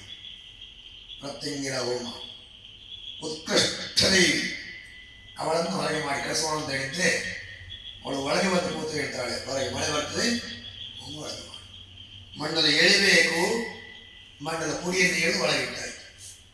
10 ನಿಮಿಷ ಮಳೆ. ಆ ಮಳೆ ಇಲ್ಲ, ಬಂದ ಮಳೆ. ಹಾಗಿದ್ರೆ ಆ ದೈವಿಕ ಸಾರಥಿ ಮನೆಯೊಳಗೆ ಸ್ಥಿರವಾಗಿದೆ. ಸಂಶಯ ಸಂಕಲ್ಪಗಳು ಬೇಕಾದ ದೃಢ ಸಂಕಲ್ಪದಿಂದ ಆ ತಾಯಿ ನೆಲೆಯೂರಿದಂತಹ ಭವ್ಯ ಮನೆಯೇ ಇದು ಭವನ ಭುವನ. ಆದ್ದರಿಂದ ಸಾಕ್ಷಾತ್ ದೇವಾಲಯವಾಗಿ ಈ ಮನೆಗಳು ಇಷ್ಟೆಲ್ಲ ಸತ್ಕರ್ಮಗಳೊಂದಿಗೆ ಪೂರ್ಣಗೊಂಡಿದೆ. ಅಂತಹ ಭಗವಂತ ಸಾನ್ನಿಧ್ಯ ಅನುಗ್ರಹ ಎಂದರೆ ಎಲ್ಲ ಕಷ್ಟಗಳ ಮುಂದೆ ಪರಿಹಾರ ಆಗಲಿ ಅಂತ ಪ್ರಾರ್ಥನೆಯಲ್ಲಿ ಆ ಸೌದೆ ಮಾರುವಂಥ ವ್ಯಕ್ತಿ ಬ್ರಾಹ್ಮಣನಿಗೆ ಕೇಳ್ತಾನಂತೆಯೇ, ನಿನಗೆ ಬಂದಂಥ ಸೌಭಾಗ್ಯ ಇಲ್ಲಿಂದ. ಇಷ್ಟು ಕೇಳುವಾಗ ಆ ಬ್ರಾಹ್ಮಣ ಹೇಳ್ತಾನಂತೆಯೇ, ಭಗವದನುಗ್ರಹಪ್ಪ.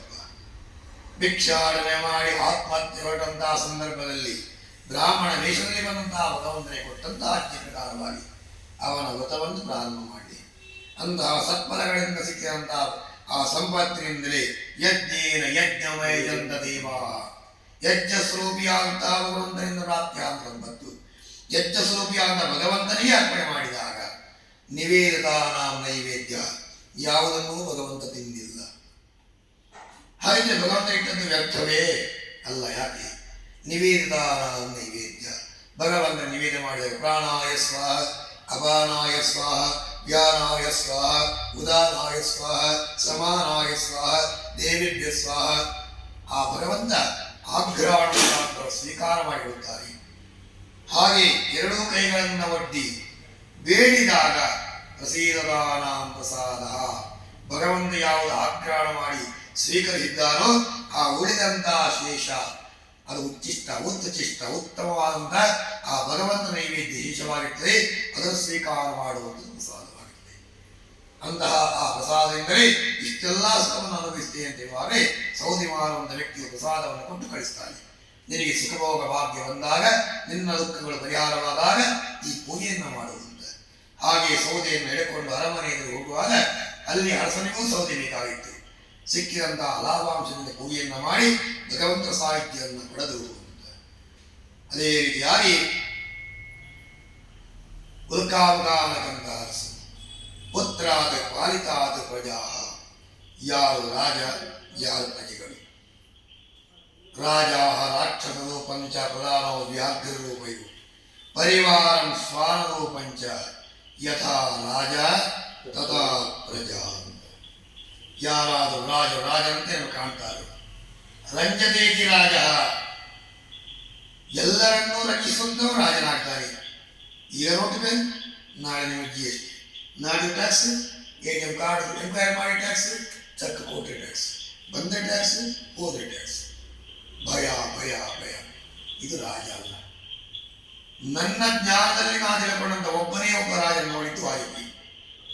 ಅದರಿಂದ ಮುಂದೆ ನಾನು ನೋಡಿಲ್ಲ, ಮತ್ತೆ ನಾನು ನೋಡುವಂಥದ್ದು ನಮ್ಮ ಆಯುಷ್ಯದಲ್ಲೇ ಕಷ್ಟ.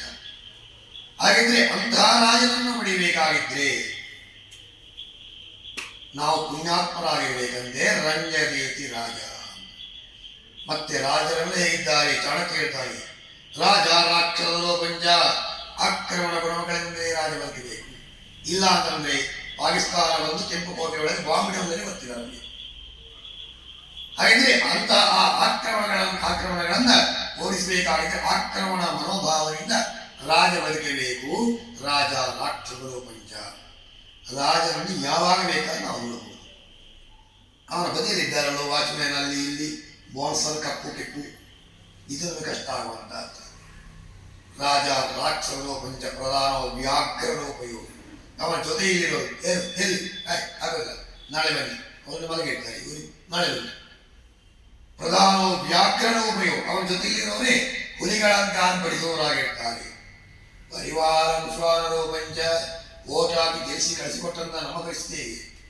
ಮಧ್ಯರಾತ್ರಿಯಲ್ಲಿ ಬೆಡ್ರೂಮಿನೊಳಗೆ ಒಂದು ನಾಯಿ ಬವಳಿ ಮಲಗುತ್ತದೆ.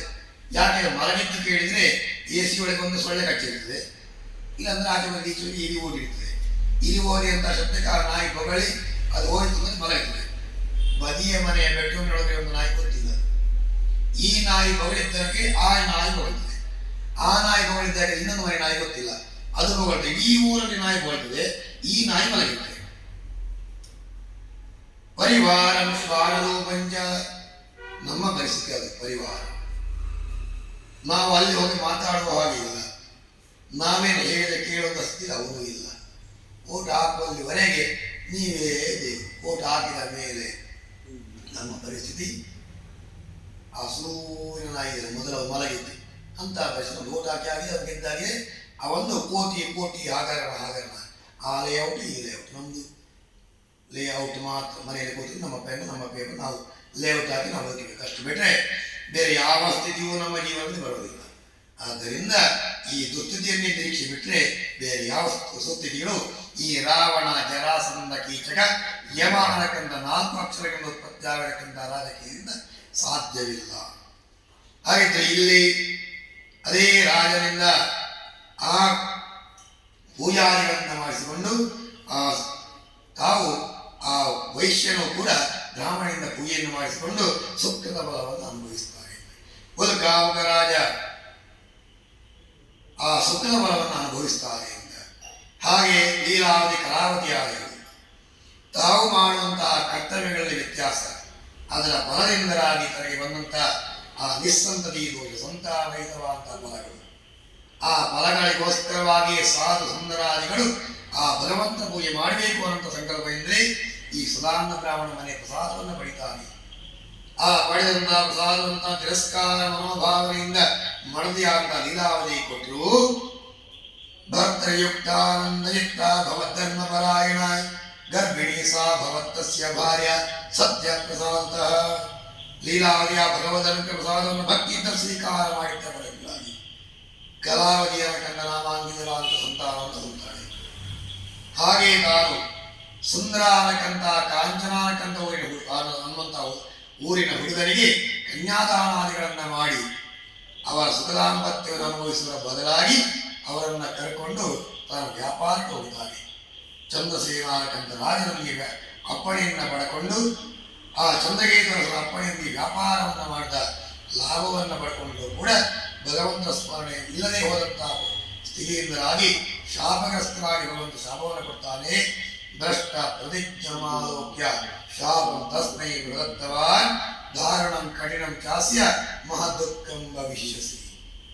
ಎಲ್ಲ ಮನುಷ್ಯ ಸಾಧು, ಮನುಷ್ಯನಿಗೆ ಬೇಕಾದ ಭಾಷೆ, ಕೊಟ್ಟ ಭಾಷೆಯನ್ನು ನಡೆದುಕೊಳ್ಳಲಾರದೆ ಇದ್ರೆ ಮನುಷ್ಯರೋಪೇಣ ಮೃಗಾಶ್ಚರಂತಿ, ನೋಡುವುದಕ್ಕೆ ಮನುಷ್ಯ, ಮತ್ತೆಲ್ಲ ಮೃಗೀಯ ಗುಣಗಳು ಅಂತ ಮೃಗವಾಗಿ ಹೋದಂತಹ ಸಾಧು. ನಿನಗೆ ಊರಿನಲ್ಲಿರುವಂಥ ಎಲ್ಲ ಕಷ್ಟಗಳ ಬಂದು ಹೋಗಿ ಎಂದು ಶಾಪಟ್ಟಿದ್ದಾರೆ ಭಗವಂತ ಶ್ರೀಮನ್ನಾರಾಯಣ. ಅದೇ ಫಲದಿಂದರಾಗಿ ಚಂದ್ರಕೇತುರ ಭಂಡಾರ ಎಲ್ಲ ಸೊತ್ತುಗಳು ಕೂಡ ಮಾಯ ಕಳ್ಳರಿಂದ ಆವರಿಸಲ್ಪಟ್ಟು ರಾಜದೂತರಿಗೆ ಅಪ್ಪಣೆಯನ್ನು ಕೊಟ್ಟು ಕಳಿಸಿದ್ದಾನೆ, ಸೊತ್ತು ಸಹಿತವಾಗಿ ಕರ್ಕೊಂಡು ಬರಬೇಕು ಅಂತ.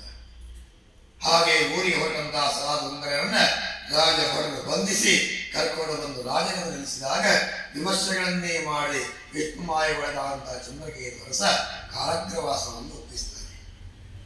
ಹಾಗೆ ವರ್ಷ 12 ಕಳೆದರೂ ಕೂಡ ಬಿಡುಗಡೆ ಕಾಲ ಪ್ರಾಪ್ತಿಯಾಗಲಿಲ್ಲ.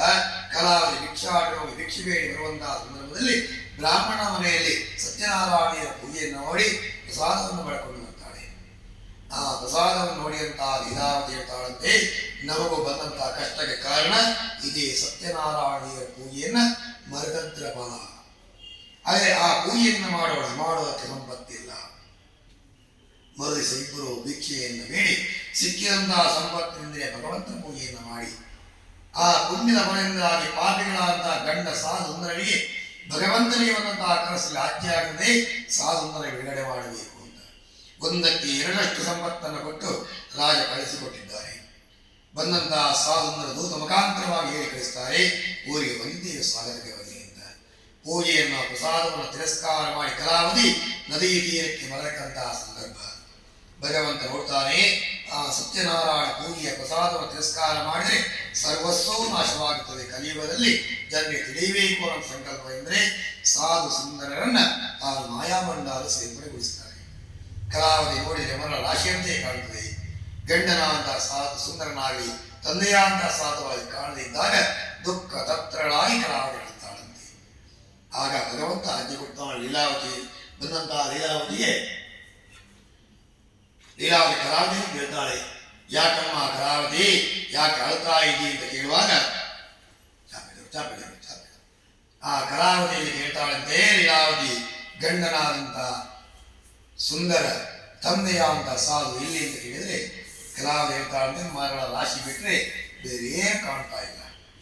ಪೂಜೆಯನ್ನು ಮುಗಿಸಿ ಬರುವಂತ ಲೀಲಾವತಿ ಪ್ರಾರ್ಥನೆ ಮಾಡ್ತಾಳಂತೆ, ಹೇ ಸತ್ಯನಾರಾಯಣ ಸ್ವಾಮಿ, ನಿನ್ನ ಪೂಜೆಯನ್ನು ಮಾಡಿ ಪುಣ್ಯದ ಫಲಗಳೊಂದಿಗೆ ನದಿ ತೀರಕ್ಕೆ ಬರುವಾಗ ಬಂದಂತ ಗಂಡನಾಗಿ ಅಳಿಯನಾಗಿ ಸಂಪತ್ತಾಗಿ ಬಂದಂತ ದೂತರಾಗಿ ಕಾಣದೆ ಹೋಯ್ತಲ್ವೇ ಶರೀರವಾಣಿ ಆದಂತಹದ್ದು ಸುಳ್ಳಾಯಿತು ಅಂತ ಕೇಳುವಾಗ ಭಗವಂತ ಆಜ್ಞೆ ಕೊಡ್ತಾಂದಿಲ್ಲ, ಲೀಲಾವತಿ ನಿನ್ನ ಮಗಳಂತಹ ಕಲಾವಿ ಮಾಡಿದಂತ ಅಪರಾಧ, ಪ್ರಸಾದ ಪರಿತ್ಯಜ್ಯ ಮಹಾಪಾತಕ ಸಂತೋಷ.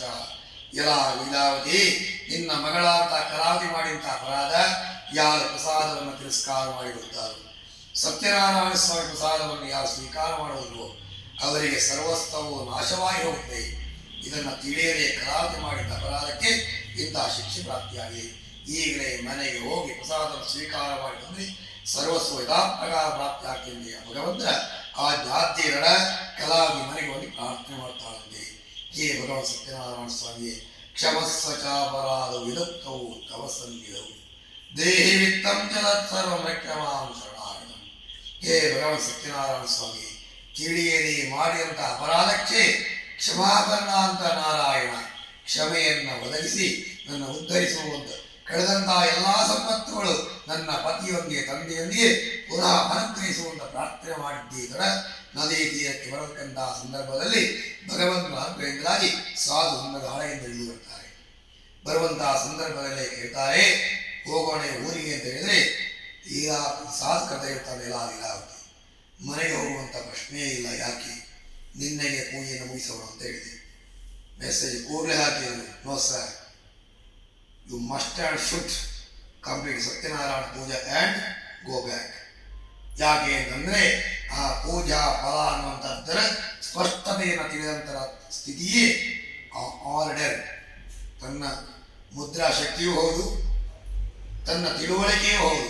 ಭಗವಂತ ಸತ್ಯನಾರಾಯಣ ಸ್ವಾಮಿಯನ್ನು ಬಿಟ್ಟು ಮಂಗಳೂರಿಗೆ ಹೋಗಬೇಡಿ, ಅವರನ್ನು ನಾವು ಕೊಟ್ಟು ಹೋಗಿ, ಹಾಗಿದ್ರೆ ಬಿಟ್ಟು ಹೋಗುವ ಬದಲಾಗಿ ಕೊಟ್ಟು ಹೋಗಿ, ಅದು ವಿಶೇಷ ಕಲಿಯುಗಿ ಅಂತ.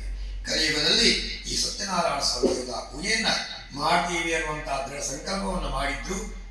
ಮಗಳಂತ ಕಲಾವಿ ಸಂತಾನವಾಗಿ ಬಂದರು. ಮತಂತ್ರ ಫಲಾವು ಇಷ್ಟೆಲ್ಲ ಕಷ್ಟ ಪ್ರಾಪ್ತಿಯಾಗಿದೆ. ಎಲ್ಲ ಸಾಧು ಸುಂದರ ಇನ್ನಾದರೂ ಭಗವಂತ ಸ್ಮರಣೆ ಮಾಡುವಂತ ಹೇಳುವಾಗಲೇ ಅಲ್ಲೇ ಇದ್ದಂತಹ ಸಂಪತ್ತಿನಿಂದಲೇ ಭಗವಂತನ ಪೂಜೆಯನ್ನು ಮಾಡಿ ಊರು ಸೇರಿದರು. ಹಾಗಿದ್ರೆ ಕೆಲವು ಸತ್ಯ ಪೂಜಾ ಫಲಪ್ರದ ಅತಿ ಸುಲಭಕರವಾದಂಥ ಪೂಜೆ ಯಾವುದು? ಇದಕ್ಕೆ ನಮ್ಗೆ ಏನು ಖರ್ಚಾಯಿತು? ಏನೂ ಇಲ್ಲ. ಅತೀ ಸುಲಭಕರವಾದಂಥ ಪೂಜೆ. ಹಾಗಂದ್ರೆ ನಾವು ಎಷ್ಟು ಮಾಡ್ತೀವಿ? ಹೊತ್ತು ಮಾಡಿದ್ದೀವಿ. ಯಾವಾಗ? ನೆನಪೇ ಇಲ್ಲ. ಅದೇ ಸುಲಭಕರವಾದಂಥ ಪೂಜೆ ನಾವು ಮಾಡೋದಿಲ್ಲ. ಕೊಲ್ಲೂರಲ್ಲಿ ಚಂಡಿಕಾಯಾಗ ಯಾವಾಗ ಮಾಡ್ತೀವಿ, ಗೋಕರ್ಣದ ರುದ್ರಾಭಿಷೇಕ ಯಾವಾಗ ಮಾಡಿಸ್ತೀವಿ, ಕಾಶಿ ಯಾತ್ರೆ ಯಾವಾಗ ಮಾಡ್ತೀವಿ. ಮನೆಯೊಳಗೆ ಲಕ್ಷ್ಮೀಯುಕ್ತಳಾಗಿ ಸತ್ಯನಾರಾಯಣ ಸ್ವಾಮಿ ಪೂಜೆಯನ್ನು ಎಷ್ಟು ಮಾಡಿದ್ದೀವಿ? ಇಲ್ಲ. ವ್ರತರೂಪಿ ಜನಾರ್ದನ, ವ್ರತರೂಪರಾಗಿದ್ದುಕೊಂಡು ಭಗವಂತನ ಸೇವೆಯನ್ನು ಮಾಡು. ಜನಾರ್ದನ ಕಷ್ಟಗಳನ್ನು ಯಾವಾಗ ವರ್ಧಿಸ್ತಾನೋ ಅವರು ಜನಾರ್ದನರಾಗ್ತಾರೆ. ಅಂತಹ ಸತ್ಯನಾರಾಯಣ ಪೂಜೆಯನ್ನು ಮಾಡಿದರೆ ದುಃಖ ಶೋಕ ಆದಿಶಮ, ದುಃಖ ಶೋಕವಾದ ನಾಶವಾಗ್ತದೆ. ಧನಧಾನ್ಯಾದಿ ಪ್ರವರ್ಧನ, ಧನಧಾನ್ಯಾದಿ ವೃದ್ಧಾಗ್ತದೆ. ಸೌಭಾಗ್ಯ ಸಂತತಿಗರಂ ಮತ್ತು ಇದೆ ದಾಂಪತ್ಯ ಭೋಗಾದಿ ಐಕ್ಯಯುತವಾದ ಜೀವನಗಳನ್ನು ಲಕ್ಷ್ಮೀಯುಕ್ತನಾದ ನಾರಾಯಣ ಅನುಗ್ರಹ ಮಾಡ್ತಾನೆ. ಅದೇ ಕೆಲವು ಸತ್ಯ ಪೂಜಾ ಫಲಪ್ರದ ಕೇಚಿತ್ ಕಾಲ ವದಿಷ್ಯಂತಿ ಸತ್ಯವೀಶತ್ವಮೇವಚ. ಕಲಿಯುಗದಲ್ಲಿ ಎಷ್ಟು ದಿವಸ ಸತ್ಯಾನಗಂತ ಶಬ್ದ ಇದ್ದದೋ ಅಷ್ಟು ದಿನತನ ಕೆಲವು ಕೂಡ ಅಸತ್ಯಾದ ಕಳಂಕ ಭಾಷಲ್ಪಡದಂತೆ ಸತ್ಯವನ್ನಾಗಿ ಉಳಿಸ್ತೇನೆ ಭಗವಂತ ವಾಕ್ಯ. ಅಂತಹ ಸತ್ಯನಾರಾಯಣ ಪೂಜೆಯಿಂದ ಇಷ್ಟೊಂದು ಫಲ ಹೇಗೆ ಸಾಧ್ಯ? ಪೂಜೆ ಮಾಡೋದು ನಮಗೆ ಆಶ್ಚರ್ಯವಾಗ್ತದೆ. ಯಾವುದೋ ಒಂದು ಪರಿಸರ ಹೋಗಿ ಪೂಜೆ ಮಾಡಿ ಬರ್ತೀವಿ. 1 ವರ್ಷ ಬಿಟ್ಟು ಹೋಗುವಂಥ ಗೃಹ ಪ್ರವೇಶ, ನೂತನ ಅಂತ 3 ಮಾಡಿ ಗೃಹ ಪ್ರವೇಶಕ್ಕೆ ಹೋಗ್ತೀವಿ. ಆ ದರಿದ್ರನಾದಂಥವನಿಗೂ ಇಷ್ಟು ಸಂಪತ್ತು ಹೇಗೆ ಬಂತು? ಬ್ಯಾಂಕ್ ಸಾಲ ಅದನ್ನು ಮುಂಚೆ ಆಗಿತ್ತು, ಯಾಕೆ ಆಗಿಲ್ಲ? ಹಾಗಿದ್ರೆ ಸತ್ಯನಾರಾಯಣ ಪೂಜೆಯಲ್ಲಿ ಇಷ್ಟೊಂದು ಫಲ ಸಾಧ್ಯವೇ? ಖಂಡಿತ ಸಾಧ್ಯ. ಯಾಕೆ? ಸಕಲ ಗ್ರಹ ಬಲ ನೀನೇ ಸರಸಿಜಾಕ್ಷ. ಕಲಿಯುಗದ ಅಧಿಪತಿಯಾಗಿರತಕ್ಕಂಥ ಕಲಿಪುರುಷನ 9 ಅಂಗಗಳಾಗಿರತಕ್ಕಂಥದ್ದೇ ನವಗ್ರಹಗಳು. ಆ ನವಗ್ರಹಗಳೇ ಭಗವಂತನ ಸಿಂಹಾಸನಕ್ಕೆ ಪೀಠಕ್ಕೆ ಆಸನ. ಅಂತಹ ಸಿಂಹಾಸನಾಧಿಪತಿಯಾದಂತಹ ಶ್ರೀಮನ್ನಾರಾಯಣ. ಎಲ್ಲರಿಗೂ ದೋಷ ಯಾವುದು? ನವಗ್ರಹ ದೋಷ. ಎಲ್ಲರಿಗೂ ಏನು ಕಾಟ? ಗ್ರಹಚಾರ ಕಾಟ. ಅಂತಹ ನವಗ್ರಹಗಳೇ ಭಗವಂತನಿಗೆ ಆಸನ. ಆ ನವಗ್ರಹ ಸಕಲ ಗ್ರಹ ಬಲ ನೀನೆ ಸರಸಿಯಾಕ್ಷ. ನವಗ್ರಹಗಳನ್ನೇ ಸೃಷ್ಟಿ ಮಾಡಿ ನವಗ್ರಹಗಳಿಗೆ ಪೂರಕನಾಗಿ ನವಗ್ರಹಗಳಿಗೆ ಕಾರಕನಾಗಿರತಕ್ಕಂಥ ಸತ್ಯನಾರಾಯಣ.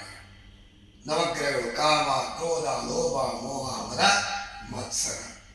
ದುರ್ಗಾ, ಗಣಪತಿ, ವಾಸ್ತುಪದೆ, ಕ್ಷೇತ್ರಪಾಲ, ತ್ರಯಂಬಕ, ಅಭಯಂಕರ, ಶ್ರೀಗಂಧಕಾರ ಷಡ್ಗುಣ ದೇವತೆಗಳು ನಮ್ಮ ಶಾರೀರಿಕವಾದ ಷಡ್ಗುಣ ದೋಷಗಳನ್ನು ಪರಿಹರಿಸಿ ಷಟ್ಶತ್ರುಗಳನ್ನೇ ನಾಶ ಮಾಡಿ ಎಲ್ಲರೊಳಗೆ ಮಿತ್ರತ್ವವನ್ನೇ ಅನುಗ್ರಹ ಮಾಡಕ್ಕಂಥ ನಾರಾಯಣ. ಅಂದ ಷಡ್ಗುಣ್ಯ ದೇವತೆಗಳೇ ಭಗವಂತನ ಪೀಠ ಸಿಂಹಾಸನ. ಇಂದ್ರಾಗ್ನಿಯಮ ನಿರ್ದಿವರ್ಣವಾಗಿ ಸೋಮೈಶಾನ ಅಷ್ಟದಿಕ್ಪಾಲಕರು ಭಗವಂತ ಸಿಂಹಾಸನದ ಪಾದಗಳು. ಹಾಗಿದ್ರೆ ನವಗ್ರಹಗಳು ಅಧಿದೇವತೆಗಳು ಪ್ರತ್ಯಧಿದೇವತೆಗಳು ಬ್ರಹ್ಮ, ವಿಷ್ಣು, ಮಹೇಶ್ವರಾದಿ ಮೂಲ ಸ್ವರೂಪ, ಗೌರಿ, ಲಕ್ಷ್ಮಿ, ಸರಸ್ವತಿ ಮೂಲ ಸ್ವರೂಪದಲ್ಲಿ ಭಗವಂತನಿಗೆ ಆಸನ. ಆಸನದ ತುದಿಯಲ್ಲೇ ಪ್ರತಿಷ್ಠಾಪಿಸಲ್ಪಟ್ಟತಕ್ಕಂಥ ಕಲಿಯುಗೆ ಸತ್ಯಾರ್ಕತ ಶಬ್ದಕ್ಕೆ ಅಧಿಪತಿಯಾಗಿರತಕ್ಕಂಥ ನರಂ ಚೈವ ನರೋತ್ತಮಂ.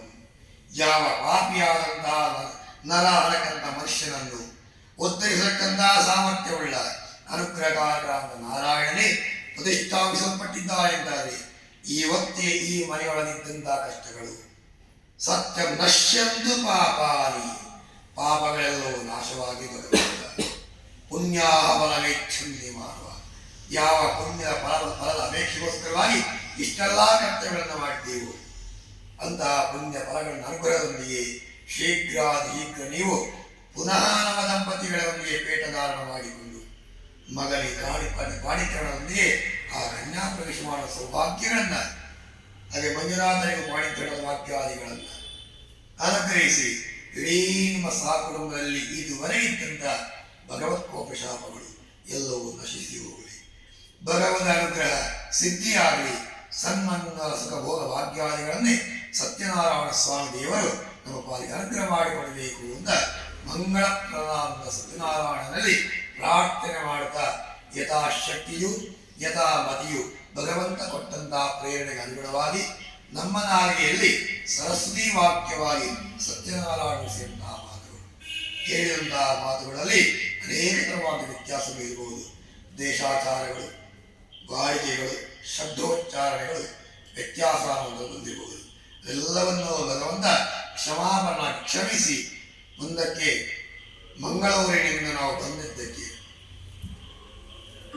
ಅರುಣ್ ನಾಯಕ್ ಮತ್ತು ಕುಟುಂಬ ಬೆಳಗುತ್ತಾ ಇದ್ದಾರೆ. ಶ್ರೀಯುಕ್ತವಾಗಿ ಭೋಗವಾಕ್ಯಾದಿಗಳೊಂದಿಗೆ ನಕ್ಕು ನರಿತಾ ಇದ್ದಾರೆ ಎಂದು ಕೇಳುವಂತಹ ಭಾಗ್ಯವನ್ನು ನಮ್ಮ ಪಾಲಿಗೂ ನಮ್ಮ ಮನೆದೇವರು ಮಂಜುನಾಥ ಸ್ವಾಮಿ ಅನುಗ್ರಹ ಮಾಡಿಕೊಳ್ಳಿ ಅಂತ ಪ್ರಾರ್ಥನೆಯೊಂದಿಗೆ ಶ್ರವಣಜನ್ನೈನ ಜಂಬಾಮನೋ ವಾಕಕಾಯ ಕರ್ಮವೀ.